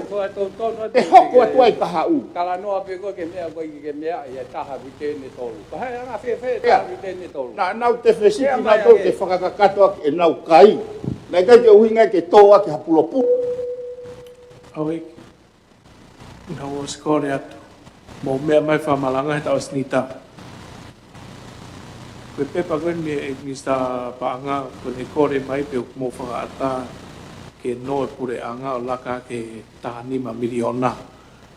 Ai o ku mea mai koe whatolu poniona miliona o whakatoa. O ka pau mo whewhi me aki ai, tu hifo whatamo e patseti. E whekau aken me panga ku mai ki ne whapanisi patseti o tonga i e komi kakato. Sai vea ke uinga pe ke tau mahi noi o pau ke watari a mea koe e simeti pe a mahino mea i pe firma ke ai hapon. Wa tu pe ke tari pe mua ai mea koe ni ai tolu noa miliona. Na noa ai tolu miliona na au ke ngowe fisheries tourism. Hiva miliona ya. Ke uinga ke toho ni ai ngahi wa ai tolu koe. Noa ya. Ka avere vai a no. Sea, o whato no na te tonga tapu tolu e.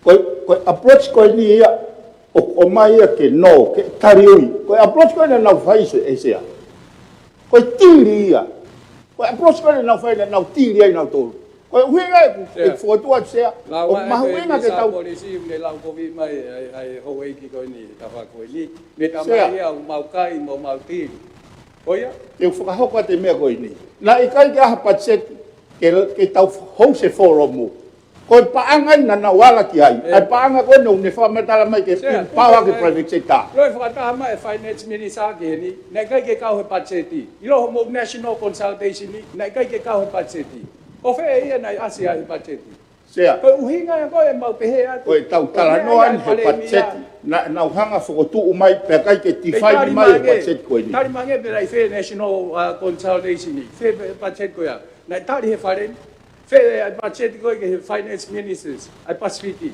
na tari he faren sea ko mahino ko ka aku ko application ni administra paanga ko ya na sea he forum e me ko na winga e me ko no e ke mai ai na kai ke sea o sai ta poi ni ya ko poi ko hanga o ke poi ni apa kai ke lava ko ki foma na ngawa O kore hat ke tau foki mai ki he kore no a e pare mia ko e kisa panga ki ka unga me ko ni ki he whatahe forum pe mo e consultation with national ha.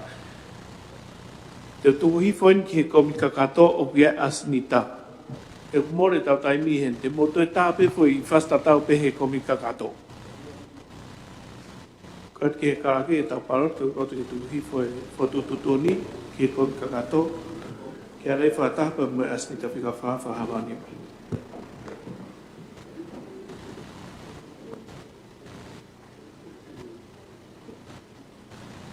Se ono tu kia ngā tau me whiui, sa muki ka vai pulu, mo re tunuku, ek mista nga whanua, ek mista moui, ek mista tagmamata, ek mista tanakpanga humai, ek mista kimuri, ek paremia, ek mista ako, ek mista whanawagi, ek mista nga pisnisi, ek mista ngowe, ek no pere tu hangana, ek no pere fohe, ek no pere tu wakano.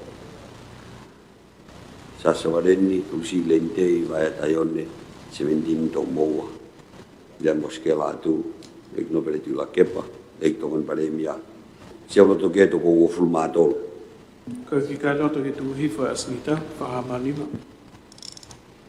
Ko e whakalo to behe ikse.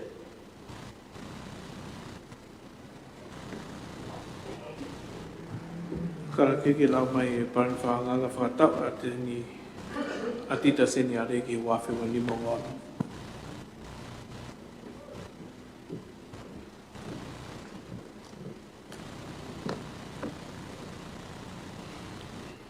A tolu ko fulu e peleri wanoa wanima iksea o e me mipa wharearea anu ka lofa. Palani whakaanganga whakatau e atita seniare ki he wanoa wanima ua ono.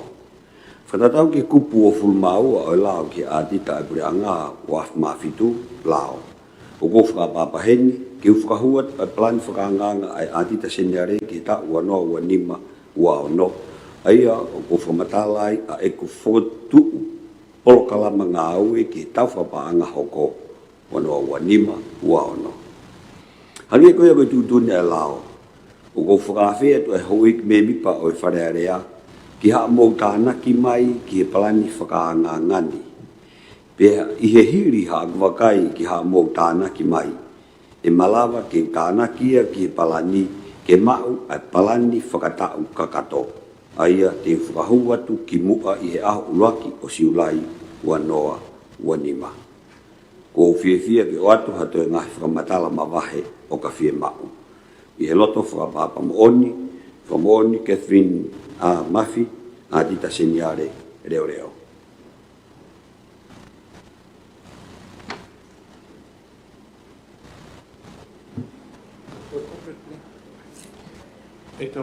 Ia se nei fu ke tala no he budget ko o si ki he ne hanga ko o mai ne plan whakanga ko ki ne ngā koe wani maua ono ke ne hanga o mai whakai ki ange ngahi fui ātita e whai pia mo i he ngahi whitu taki taha mo taimi koe kanai mahu inga taimi koe ki whakafo ki mei ne ngahi ripo Pea ko hono wase nei e whaam ke ne o mai whakataha mo ne report koe ni a e ola koe ne ngahi ātita nei whaiki mua. Ko manatui sia nei whakotu. Ke o mai he ātita se neare mo e ne ngahi mea koe ai koe tau whakapangu o si nei e ne whakotu e hiwangia ni manoa. Pana e whakaamu ke mai whakataha ne palani koe ni ke whai hasio ki ai whakataha pe mo e ngahi whakotu koe ia pa mo ne palani atu koe ki e kaha. E nai ai o haa ai whalen o mai pe ia e ne palani o kai ke whakaiki ki whakalelei mai ke ia haa ne ngahi deadline ki he ngahi ātita pana e mo e whakaamu ke ne whakamamawhai ke toi lahianga e mea koni kui koe performance audit. He kuhanga he performance audit o tala mai pe ku maa o sia hangahi tau mua pe ikai. Pana e whakaamu ke o mai ange ātita seneare ha palani whakaiki ki pehe ke whai ke hasio. Kakapau ko hamea ke tau talanoa ki ai i he komit kakato pe sai pe. Ki ha mono mono e whai ke report koe ni ke o mai e ātita seneare ke kakatoa. Koe tō pākiro whamanata pe koe tau mo e parani koe ni ke o maha tānga ke whare ki he ne parana ātita koe ke tau whōku.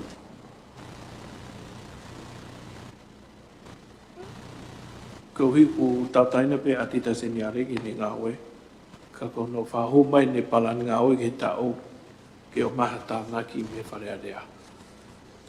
Ko se ko mantri ko tau ko si nei ave ki he komipanga. Pe a whakawhi ile wa ha e kau mea mi pāta mo e ngahi kopu whekauaki. Pe waha nau ngahi fie mau mo feedback he me paladi ke nau mai kia. Ko koe ke u mai noi au ia ko tau timeline ko ni pe lau lai. Ka ko tui pe ton pe ke lau. Ko tau heni ko toa pe ka vai. Whai a pong pa mai pule lulu. Kai kia hano mau. Ka kono moni se ton pe ke ha tau hanko mea ke tau kisi on titelange ki he mea u o mai. Mo ngahi ola o amanaki ke tau hanga tu ki ai. Paka nei ho haa au pito sea e wharen ki tō mungo ne mai ne ngahi ripoti. Mo kai ke o mai ai tatauia o e ripoti ko ne whai ki he whale alea. Kai awe peke ngai po ngata ngata. Ka nei kore tau kosi. Ke whi mo ke mai ki he whalen. O hange peko ngahi atita ko ne tau kanga whakawahe. O mai e ki whalen. Ka koe kore ka te se nare na lava o mai ai ngahi tatau e ngahi ripoti ko e ngahi potu ngahi. Ki whai mea kia e whai. Malosa.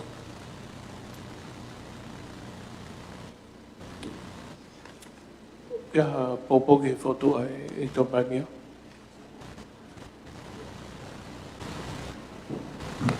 Tōna tapto.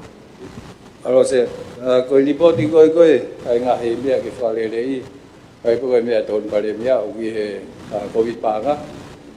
Ko tatau pia mo e kau tuton ai mea ko nei tuton ni pe ka aki pa mo sports levy kana e prioritize for mau inga nga ko ni ka ko si mau nga we ke ai ka to ki ore ke lava ai estimate ka to ko mai ange pe mea don pare mea nei ui mai upot mau e nga mea ke fa le mo mea ka ko hang ko tu ta dau mo ko mea ya ko e to ha wi reporting ai komit pa nga ka ko mea ko ni ke hatanaki ke programa ngawe atita senyare naki ke pese yang ai whakaukawa e motuan malo.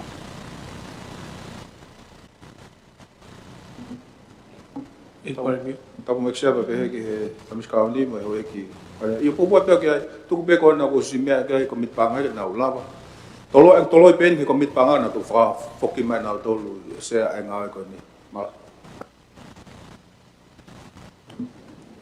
Ke kaki tapalat.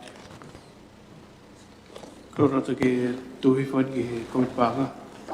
Ke baka iai ngai tanah ki he program ngawe atita senyare pahamani ba.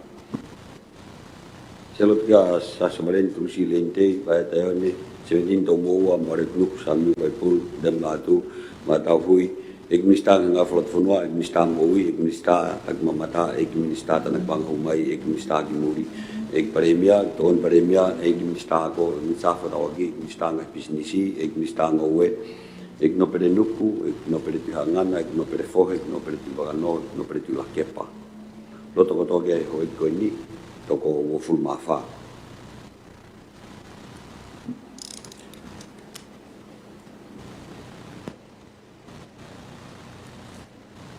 Ke kaki ki la mai whamata paanga pure anga ngata ki a tōrua sune wafi o wha. Aho hiwa sune wano o wanima, lot whakawhanua ik sea wharearea tonga. Ik sea, whakawaki, whamatau whabanga whakatau ki tau whapaanga, ngata i aho tō ngofulu sune wanoa wawha. Ko mātua ki whiwhia ki whakahua tu ki wharearea, whatatau ki kupu tolu ngofulu maanima kupsi i taha, o e lao ki hono pure i e paanga e pureanga, ai tatau tolu ngofulu maanima e whamatau whapaanga whakatau, ki tau whapaanga ngata ki aho tolu ngofulu sune wanoa wawha.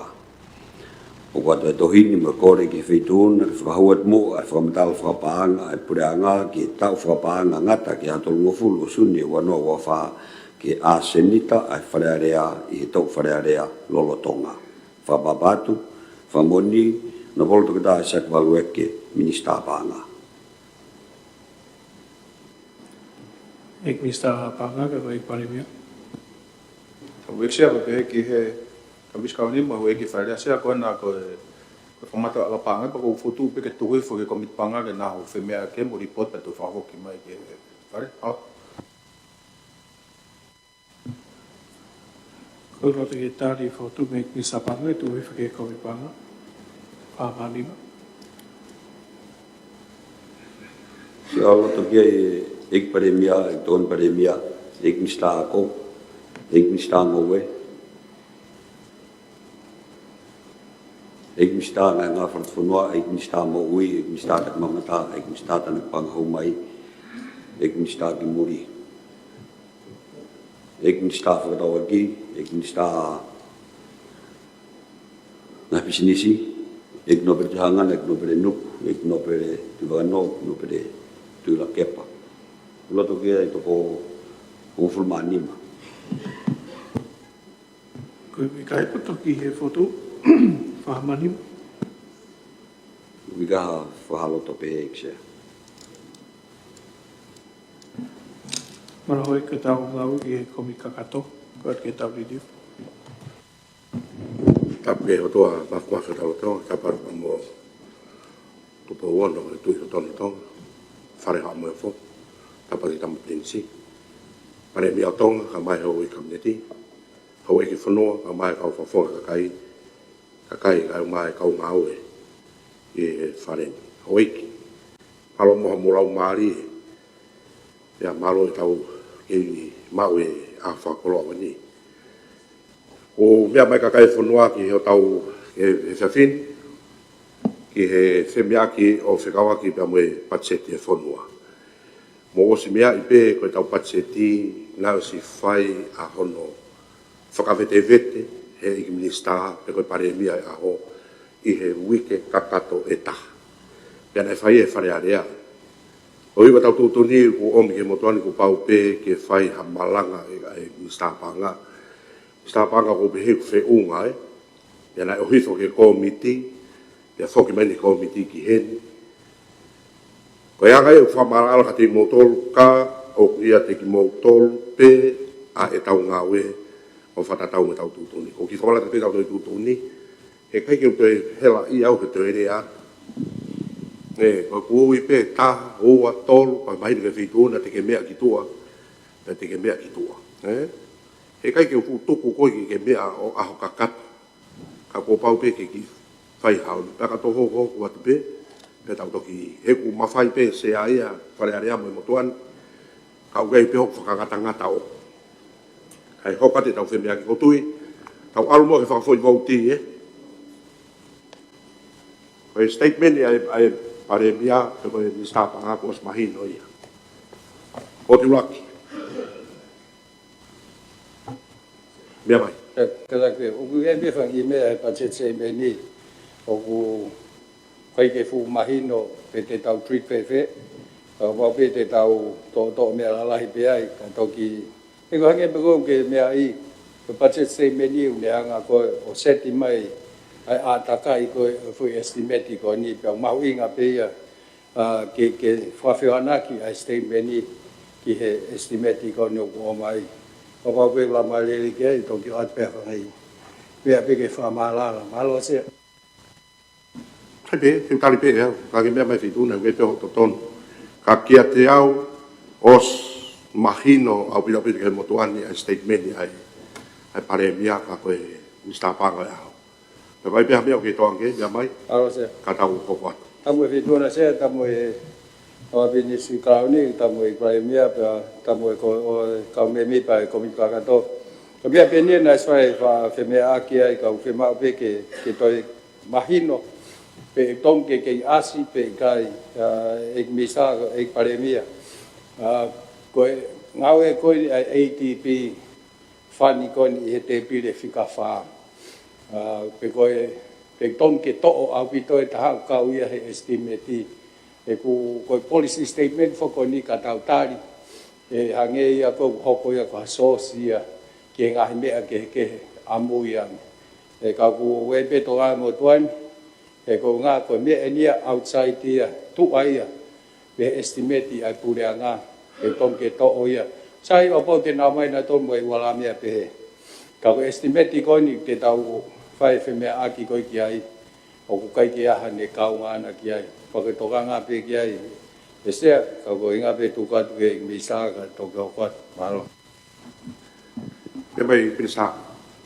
Whituna pe to oia, pe hoko pe he fe mea ki. Pasea, tama ekseva pe ke tama ili skaoni pa pe ke hoi ki komi kakato. Ko poni mahu inga fo gano no hake mea ko ni. Ko hi na pe he au mahino pe ka ko tui o sai na to o hake. Ko mea ko patset. Patset e pure anga ko ne o mai ai nga pol kalama o finga ka pure anga me nga sino fata fito ke ne ngai panga me ngai sino ngai finga ko mea ko patset. Ko ha ko patseti o ko ngai ua. Ko ka to ko patseti o ko nga ko ni mai no ko ngai mai panga ai ki fare bang o fa hoko nga ue. O ko ngai panga ai ke o mai ki ko in kind o fa hoko pe ia e ngai sino ngai me tua. Pe ai ne pe hereva o ko estimate ko no mau nga ko me fa la mo me fa economic. Mau nga bit. Ka ko mau nga ko no mai ngai me ko ni hangai ko o as me pe fu ke ni ko o mai pe ke information asia amo e ho eiki ke mo me ai hanga ko nga me e hoko lo tonga ko o tau o fikau ake puranga mo ngai sino ko fo me mau inga ia hangai ko ni ko panga ko ni ai ko panga ko ni ko mau o mai pe ko fika nga fo fu o te e ha we ATP ke na o mai ka ko hinga ma o mai he ke me e ho eiki ko fo panga ni o fai nga u ke ta fo pang ka hoko i se ki toa tauta ke mea he whanua. Ko enu ai pāngai whomai pura ngā mea ngai pōkalama whinga aku me pangete nā o mai. Koe whi mahino ko ia. Koe whi mea maho inga ko mau mai ke lise. Pa koe taumua lahi taha, taumua e taha oi patseti.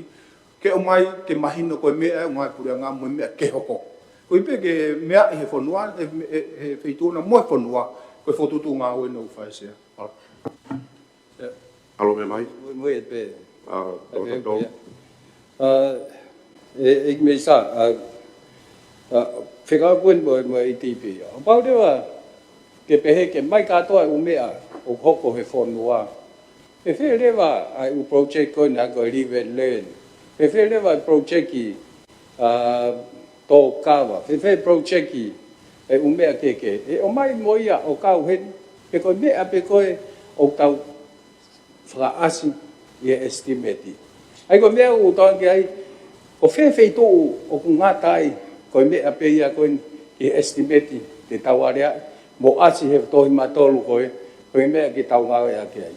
O koe ka mea ne ki tau whakahaha ka mai ei wai mau mea pehe, wai mau mea pehe.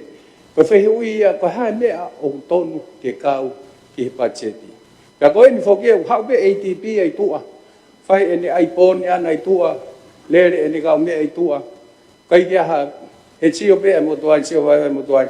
Kai kia ha ne whekau ake ana ia mo toi tau tohi estimate. Ange pe koe ke example, pe koe ngai tala whanata nai o atu. Lahe u project ki au lere pe ai tua.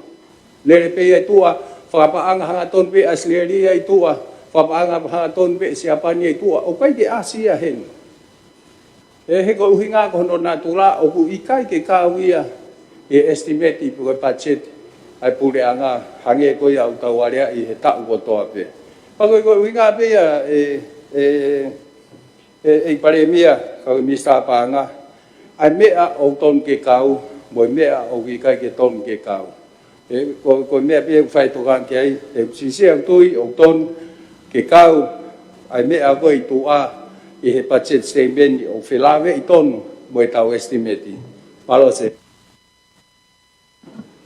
me vai sapanga ko paremia e aho ta po pe ki he feituna e share ai ngai ko ni ko ko blave foki ai ko me ko patseti pau ke o mai nga au o filave e pure nga ma to sino ko uhinga ai ko pure nga na filave pe ko ha me ia ku itua o ku filave me pure nga ton ke mai ki hen he ko taf ke pal parema o mau fihanga ngai mo ia fe ngai ko ngai me ulere pe ko me ngai tona ki tu ka ko uhinga la hipe ia ka ha me o filave ai pura nga ma ka ta pe ko sino ta tua ke o mai ko tau nga pura nga ke nga me ko foi tefto to ka te line ta ngoi ko nga ko ni ki he ta fa ai ko no mau nga ke mo me ai pa nga ke ni nga ke fa economica ko sabe ka statistica ele fa pu ko ke nga ko fa economica fa fu no fa te vito ye pa pa ke kakato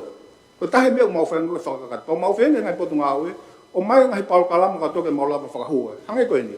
Koe ngai pau kalama, matu whakoen koe pau kalama ki komin lang whalakalaka. Pa koe ngai pau kalama whakahoko ia e mauti. Ko ngā koe nune aluhanga ton. Koe sino ko kia. Kari puri ngā ke nau whenga aki pia mui. Koe ki whalakalaka ai ngahi kolo. Ko tai mo tano e tau tano e patseti koe e ni. Whai wheme aki. O ton ke o hulu I mai. Koe hae ko toe ngahi ngau whai I community. Pia mahu ingi ke mai whamatala koe ki ai. Ko hui o filave na no a pura nga 3 miliona Amerika o ave ki moti pa ko me mo fam ke fa ma bo ke ma silino ki tau ilo ki hen ai ko no tefto I patongi a pe ko estimate ko ne wani ma uano ko be ki wani ma uano ko la ki ta ki to ko ki fa sere ko wani ma uano ko panga pe ma ma dol ko hen ko ki estimate nga o ke in kan pe ma be mo no ni ma miliona Porque ma foca matolia ai fica con que ADB ka ma mai be formatala ko ia ke mo mea e fai nga o ki heni pe u hinga nga o ki ha se ki to tau tau ai ko mai pe ke mo mea ko mea ko ma o estimate que ma foca pa ma to ko ha ka fica ko mai ma to no nima ko mai pang ke pe ia ko ai singa ka o ai fala faca ba ka ba in kind ka ko hinga pe ke mo me ke mea he fare me ko fonua pa filave pe mo pure anga ko nga sektor ko me ai e hoko sektor ko nga ke mai kakato complete picture pa ko no nga pa na se ko tu mahu inga fe huia ko hi ko tu ke tokon lahi a peto ai nga forma tala ton ke o mate ke lava ko hi ka tau lava ilo pa ha ka me ko fonua ka ke ka ko tau mo be se mala ora viva me se tapi mo fe tu na se ta po plenis kauni ta po para mia ta mo ka minsta o fa fo ngai wei ki mo ka fo ngai ka kai se ai ta ha ngai fa ta hai komit pa nga pena e me mai ai ati ta se ni are ki e isiu ta tau pe e ko tempo ati ta ai pa anga ko ni ko e patseti o kai ke ka wai o project ia ko ni ko me at ko ki ai a tonga tap tolu o ka wi e pa pare ma he ko wi he ko tempo ko o pa wai ko e ati ta final report ko e atita ko ke lava ia o fatatau pa mo o project ko kuitu ai e pacheti a feito ona se ko tai ko ha wai ko ngai me ko ia ko tala no ko ke muy i o ma de tau ilo fai ai tong o we fe ia fan he ATP ko fa mo re ko pa ko ia se o ke ka ui hono atita ai ko ke he atita fa fo i project ia se me ke he au pito i ko ke o mai ia ki ho fare ya tita ngai project ta ha ko ya se pe wei vai to kanga ki ai e ko hi te ne hanga o blow up ai a total budget e ko de frasisi se ko ko le pe he ta budget statement ni ki ta ha ke pe hanga ko project ko ni ko amana ki ke fa ho ko i fu amotu se ko project e ta ha se O asi mai, this is a classic example me ko ko la ve ke isia. O koe ke asi mai foi paanga ia o te ulanga. Ke whakakau he project. Ka ua se contribution ia e pure anga.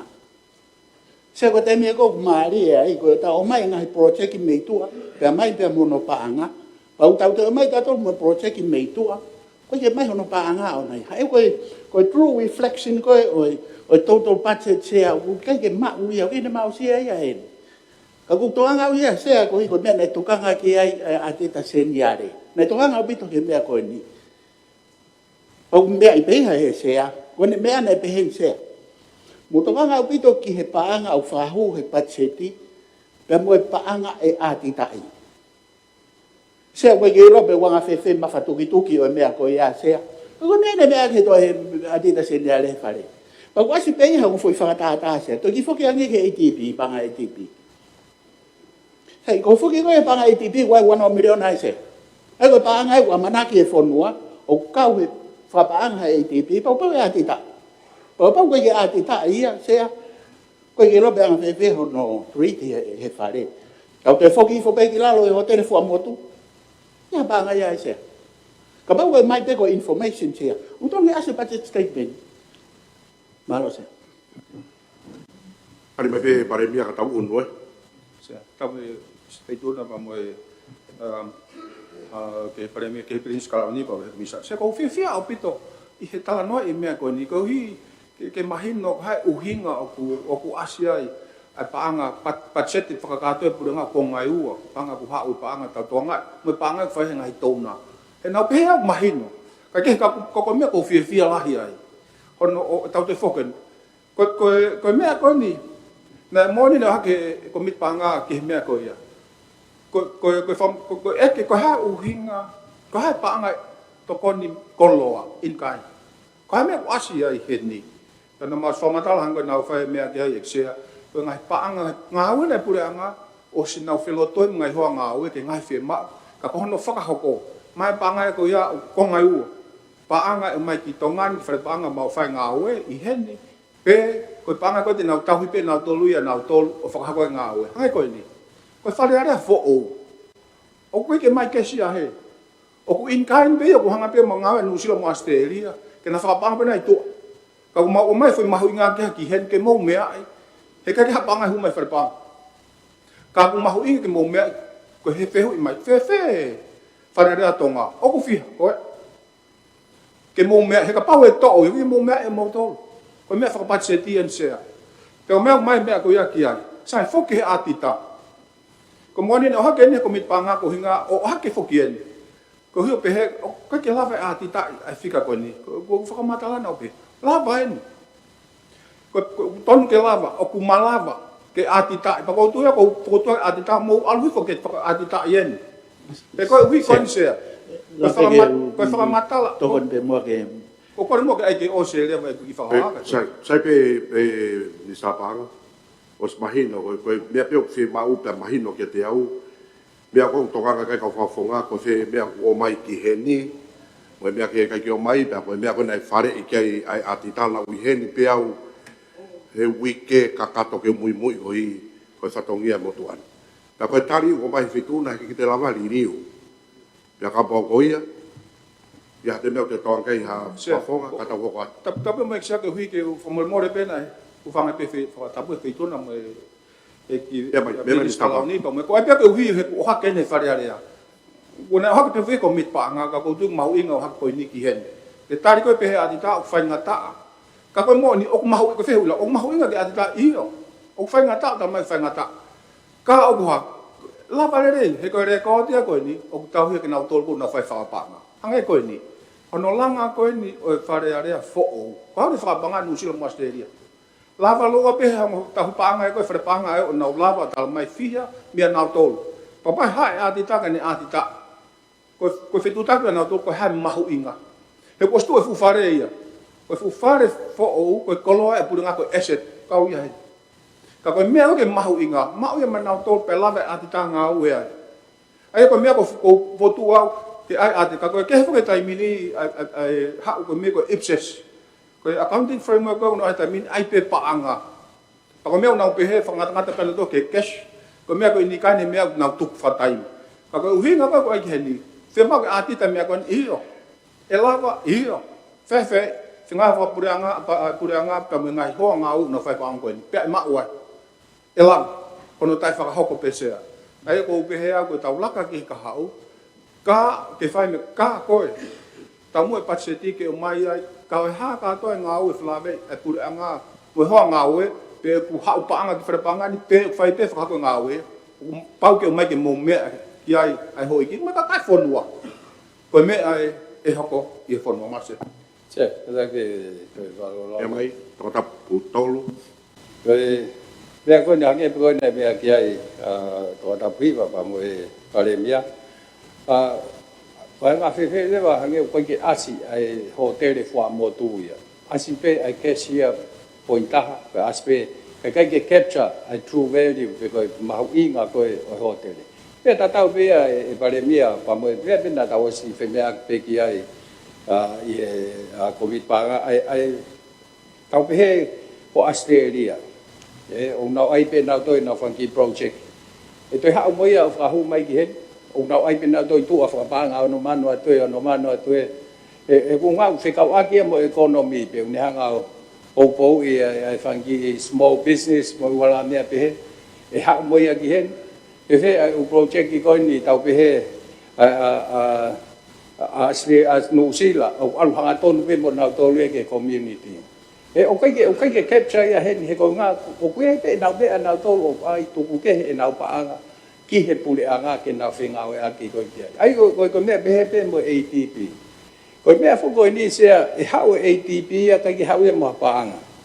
Hau ia o whakatau atu ni upo nite ki whakatau he kakai. Maulewa koe paanga koe ia. Po nite koe ia e paulewa ki nau totong whakafok with interest. Tau pehe pepe se te ua pepe se te tonu. Ka koe whai mea koe nu hoko ia o ku whai pe ia tau pehe ATP. I tu aia me whare paanga. Ai koi uhinga mea i misa. O ue e whie mau ia ke tau whakapapau i koe hae mea e kau, mo mea o i kai ke kau. E koi example pe nai o atu koe e toa tapu hiwa. O as mai pe po i taha ia, koe ki as mai ai whihai a koe o ve liu. Pa koe ue example e tahana o atu, Australia mo mea, o wai pe e nau paanga to alu ke pe alu hanga tonu pe ia. O kai ke capture mo ia hen. Koe aga pia mea whai ke toka ngā Englisa. Palo. E o mea i kino pere whikau a o tōratapu. Te me pare mea tu ki tari mai pe, atu mea mai moe no pere e ua patu o katoe. Tabe me whituna sea. O ku hange o ku hao fok me li liwa e taimi. Ke mahina ka te au koe kua hiri, koe foreign affairs, ka potu ngāwe e whakafo mai e umea katoa ma ungahi mea whekau aki pia motoa pureanga. O kiki e fumahino kia u ka hai uhinga mea ke hawa pe ATP mo ki nau tolu o whakalere ha mea ta whekau aki mo e pureanga. O kawa ingi tūnga koe mōti e whakafo wai e ngahi tokoni. Tai mine unau whakatau ate nau tolu e ngahi mea kono mea. Ka wiki e utokanga pe ka tatau pe ngai potu ngāwe. Ko mea kotoa fau he potu ngāwe ki muri. Ko nau tolu, e nau whekau aki moianga, ai ngāwe pure anga. Ka koe taimini, ko whakatata pe ni, i he koe rina e, ko potu ngāwe koe ni tautai. Ore pe ko tuu ta hengi a baka petrol boat a Nusila. Ko hi ka whitutaka e potu ngāwe, ka ki nato, kai ke whakafou ia, ka kai ke ilo he paremia. Hano hinga mea ke nau hau ai. Ko me pe ko tokangi ai na whai hole tau ngahi mea koe ni. Ka hore pe ko tu uta hata haia heni koe ki tau ila tato. O tonu ke keeping tas mau pe mo potu ngawi ki muri he ko nau tolu. O whakafou mai ai ngā whetu taki. Ka ua ai pe ke potu ngawi whetu taki mto ki muri. Ka taimine ko mea uhoko. Ko me pe tokanga ki ai he tonu ko me kona ke hotel ko ni mea. O tonu ke ilo ki ai bureanga. He ko paanga ko tokoni kon ka na to te mo tokoni ka na to ke private sector na to. ka una mai whakatu e mea. Ka pau una mai whakatu, o ton ke ko ka hae a toko ne pureanga. He koe kau tahi ni muri, ko tuiku na o si maa uki nau tō. Kei ke he u whaipe whi mea ki sea ki ho haa pe mo tua ai ko hika ngahi whetu taki mai penga tua pureanga ke nao mai o whotu mea o ke ilo ki ai he pureanga. Uton ke ati tae. O ka pau kona u asi mai i koe ni i he statement. Koe pesia malo. Be pare va pe fo ai. Fulahi o tai be. Ata vai vai pe. Be ba ke no pe e wa no te ame ko ke. Tapi ki vejuna isea, pada buat ki tampilin jika mai oi me pai komit kagato. Isea koi me ako fasi me aki he ahoni o ku hanga de o ki motafu a motuania isea. Ko me ako o mau inga ko ka tau sea I hanga ko ku wakai ko ki he ni ko hiko no ui ko hange ko kupu I lao. Ko nga hono whao. Ko pau ke wahei, mo whaka atata e Minister Paanga, ngai paanga o hange ko raoni. O whatatau ke paanga huat, ke whakanganga ke sinoi ai pure anga, I he ngahi voti a Minister Paanga. E sea, ko mea kou whaiga ho haaya e motuane I sea, ke mahino I he kakai e whonua, ko haa ho na wiwi totonu. Ani ko hama I he whamatala pachet ko ni eksea. Ko tawiwi to tonu, mahalo kuono ngeau miliona. Pe ulahi pe, tu whanotonu me be Minister Paanga. Ko tānaki mai koe ngahi paanga koe kes mo in kaini, pa mo tokoni koe ke tokoni ke whalelei e pacheti. O koe ka iwi e whanua sea. Ka aku toko ni ki e whanua. Kono tāna ki mai kone ngai ngāo e ko, o mai ko o hu mai tu, aina mea tukai koe e ki nao pere. Hanga koe mea e mōti. Koe o project ki tu au hao pea, I tu a ki private sector. Pako tu I koe peo no hala whanonga na iau, whau mai pureanga. Ai ko o mai ko he ni. Ko mea ko tokang kia I sea ke mahino I he kakai, ho tau ngata anga, ho tau iwi. Ani ko utu mai I hen, ko paanga pau ki totongi atu e whatatau ki ai. Ko paanga toko ni ko mei muri, budget support pa mga project ko ya. Ko whatontol mai behe e Minister Paanga. Ko paanga ko o mai o lau ia, ko paanga whakalufua ia tongan. Ka ko tau iwe tatolo koe kia ui ki ai. Koe kia tau iwe tatolo ia, ke hihiwangi au tupu koe ni koe. Ani ko asi mai ko he mea. Pa kia au tau iwe tato ki ai. Ka tohanga tato rea o teu e pacheti, ke uhi ke haa mata lerei ke kakai koe whanua sea. Ka ulahi whaka honongahi uhi ngā. Koe alu a pacheti o lahi pehe. Ko hai o kawenga ia. Ko tau sirin kau tāna ki ko iwia whanua to tonu sea. Kau kan kita hanga ka tolo o mai u project ko I tua. Ai ko na mea kia I no pere hange ko mōti mo mea. Ko mai kono whakaiwia kakai. Ki hui ko na ui whakai kono mika sea. Ka pa mea pea u whaikia to ka ngā ia kon ko ki hou e ki pure anga. Pe te tau lawa palanise pacheti a whē. Ki hui ko tau iwi ngā ue totonu. E ko mea ko umahino ko I hanga koe, o hao koe pacheti, o kulere moa e tau whakau kauhi, uwhangai whakatapu. Ka koe tangai tāna ki o tohu ma whawhamai he motua. Ko mea ko whakia hoa koe, e hanga koe whi mea koe taimini, e tau alu tatol ke hiwa ngeau hiwa ua, ka ko tau iwi o tatol e kono ngeau tupe ia. E ko whaamal na ia ha Minister Paanga e lawa mea mai. Tau palanisi e tau pacheti e tau whapanga hoko. He kauhi ko ngai fika kono tau mai koe ni, o ku e si ia he to tongi koloa ma umea whakalofua ko ia. Ko mea koko, o ko popo wai, o mai e mea to tonu ko iwe kakai, he kauhi, hange ko mea na mea ke koe ai pare mia malolo. Ko patset koe utau koe ki moa. Ko kum koe ki ai hele ko ti palanisi. Hange koe ni. Hiwa ngau hiwa ua koe. Ko paangai koe ke whalelea ke pureanga. Me whonua. Ko ono ngau ma tolu koe, pe koe ma ua koe.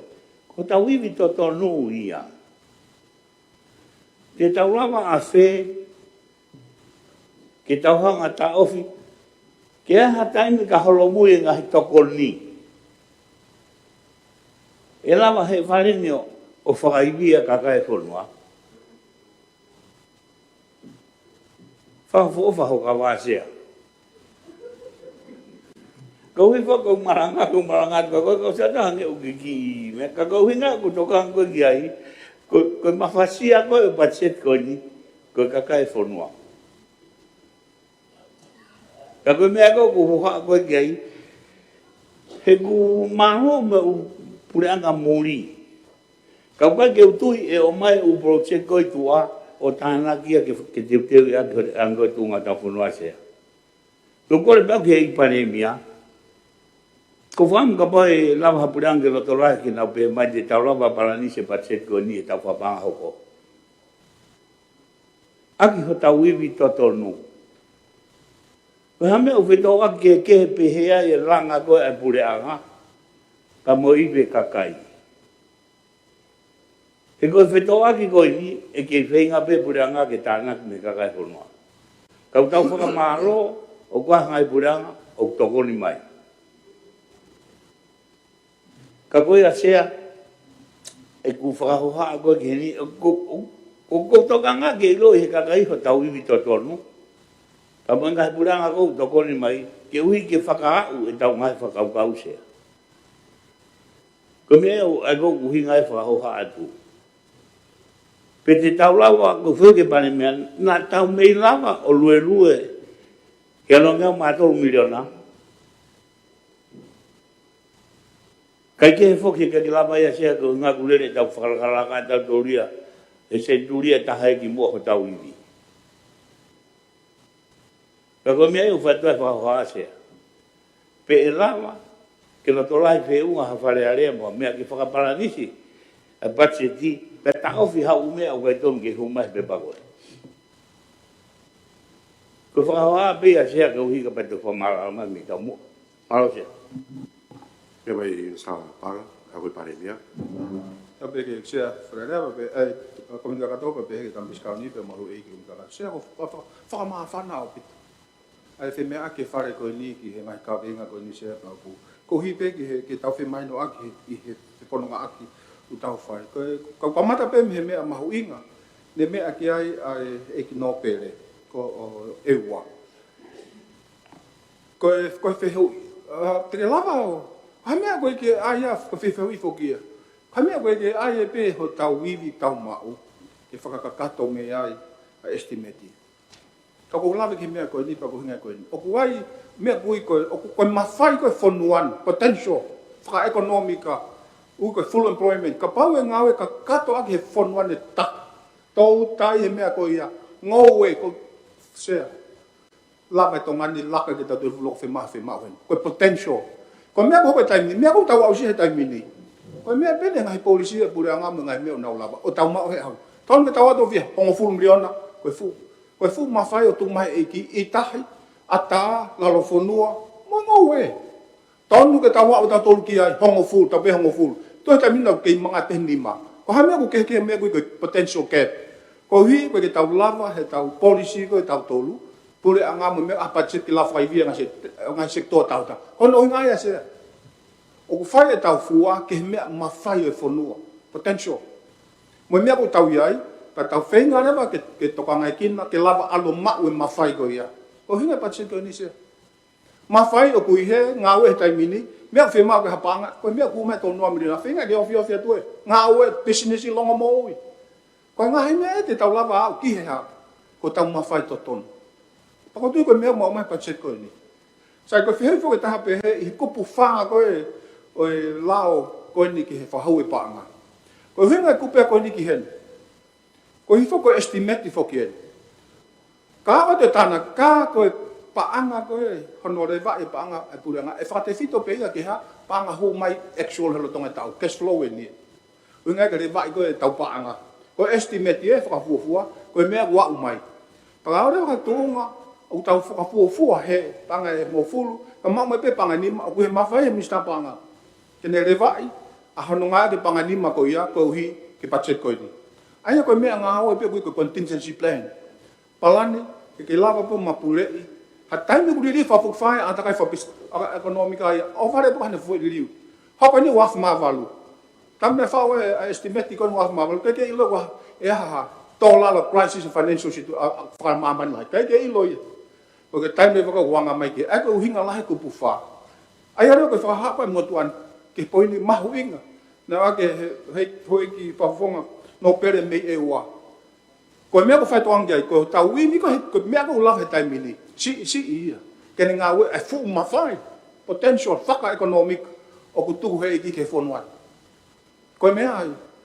Paka uhinga e huma estimate ko ni mai paanga o e ngai business e ngawe ko ki tahi tau tai koe ngou ke lopa sea feituna tahi lahi whangai ka tau o ki ai o te paanga ke koanga ko le maa ko ia kapai o te nau tonu amriona nau o whake tau tai alu hake paanga e whanua pa te tau lava re vai o ngawe tau lapa o tau hitato ko wheu ia kope te tau lava tau hitato ko tau iyo Apa te tau ngā ke ngai mawhai koe ni.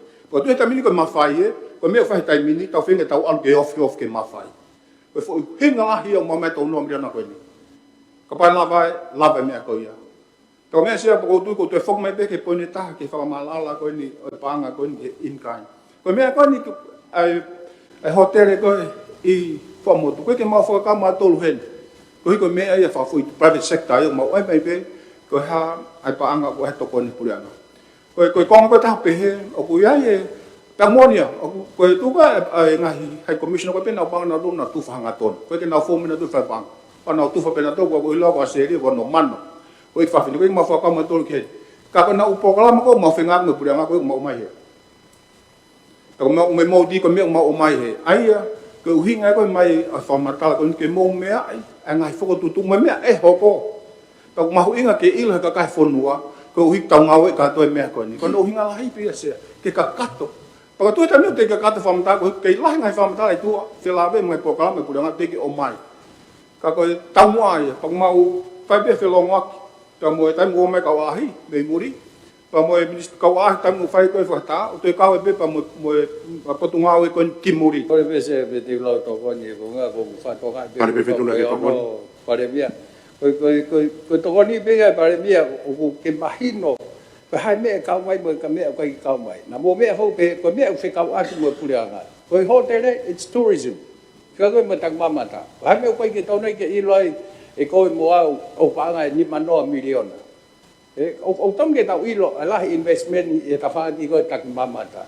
Ai koe uhinga pe ke, ho mea koe ne nai, whika moia. Ko mea koe nei mea no pere iyo, he pensi wa, oku ono ngau ma 3 miliona ai paanga tana ki purianga ki he budget ko ni io asia pes ni ma te pile fika ua pe tolu valu hiva leva ai development ai o lava pe ki tau e ha me ko ki tau ai pe ono ngau ma tolu pe ko atu pe haki me o lunga ai pe ko cash me development partners ka ko uhinga ko tu ko uhinga ai ngau ma tolu ko ne me ke no pele me foi fika ko na I he te pire whikaua.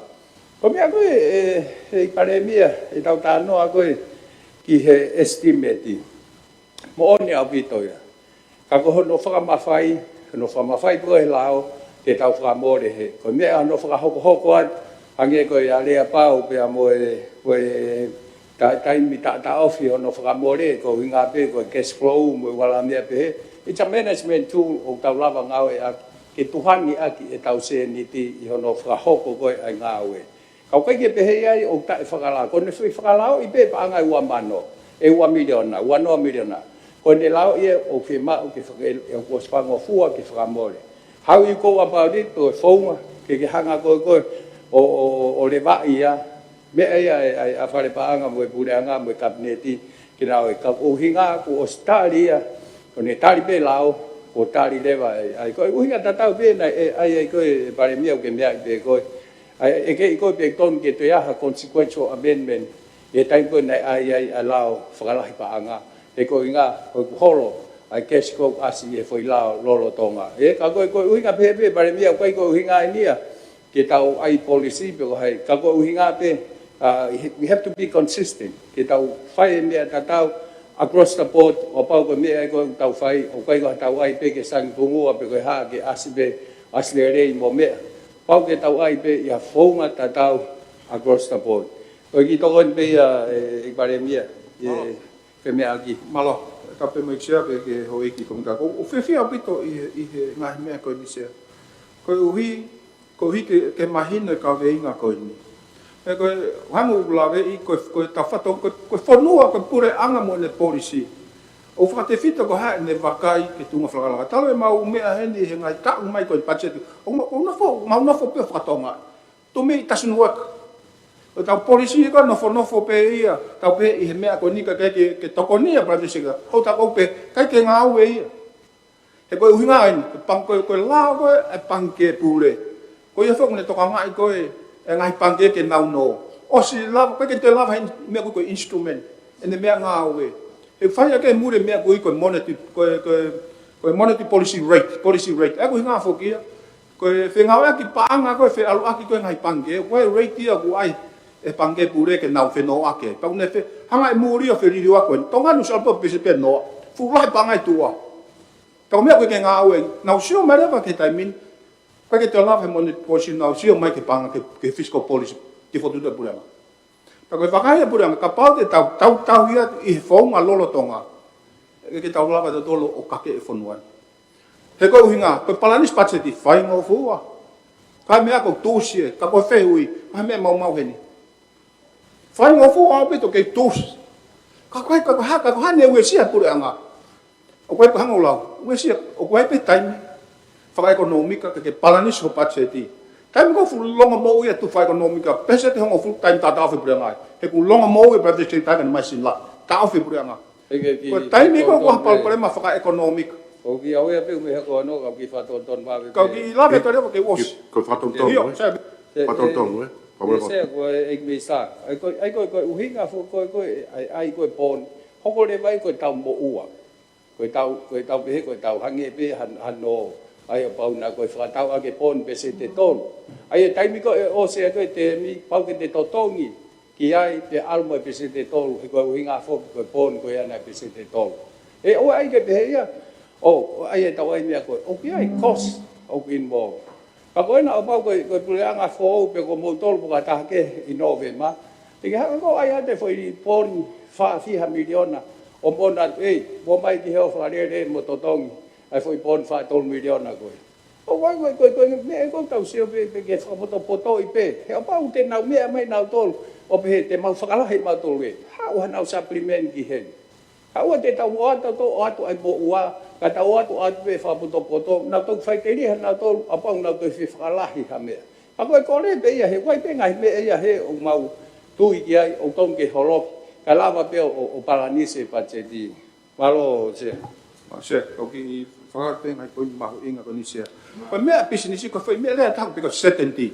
ma ho inga pe to ke ilo me ko coordination ai me e hoko pe me mau pe ha ko to no me i he mau vakai ka pau e kai ke faha mea tau lere pe ngai fonga koe pe tau lave pe ko eni sin ko fu mi sin ni ko o kune whakatupe fa economica ko business tau ta ha pe koia kai osga ko pal parema panga ko ngai pange na wo me pese di pe hongo tani ma pe hongo fulu alkolung na fainga ta ia pe ta okay sai pe a palo parema pal ko me ma hu mai buranga hu mai o ai no panga ko ni vi lohi me tolngia murina pese te hongo fulu kene lava toko ni ngai business tau ta to no ko no kana to na to tong fa foki mai ka to tong fa foko ia ke pe se te tolu ko hongo fulu ta hadima ilo foi ke ya tu pu ngai business te nau lawa, whakalahi e nau ngāwe mo longo mo ui.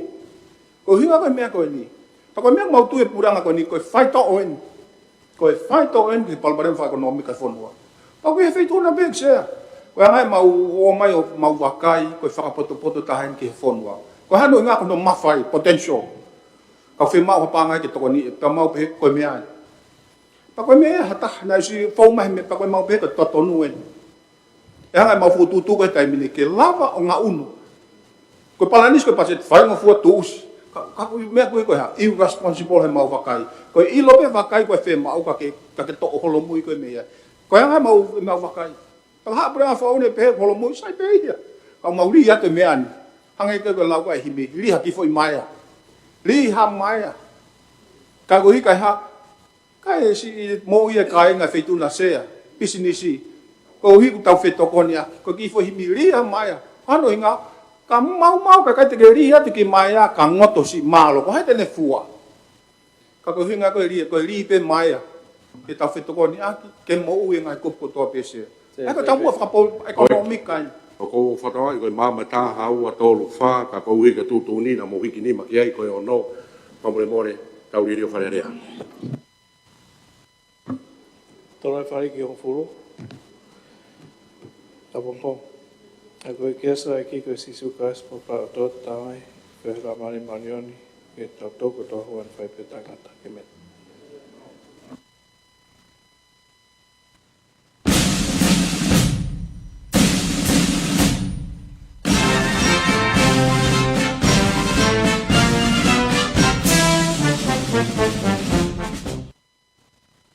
Tunga i hanga lelea pureanga Australia, o gumalawai ki mau whamafola hanga tonu atu, a e to u wharearea o i wanoa ua wha.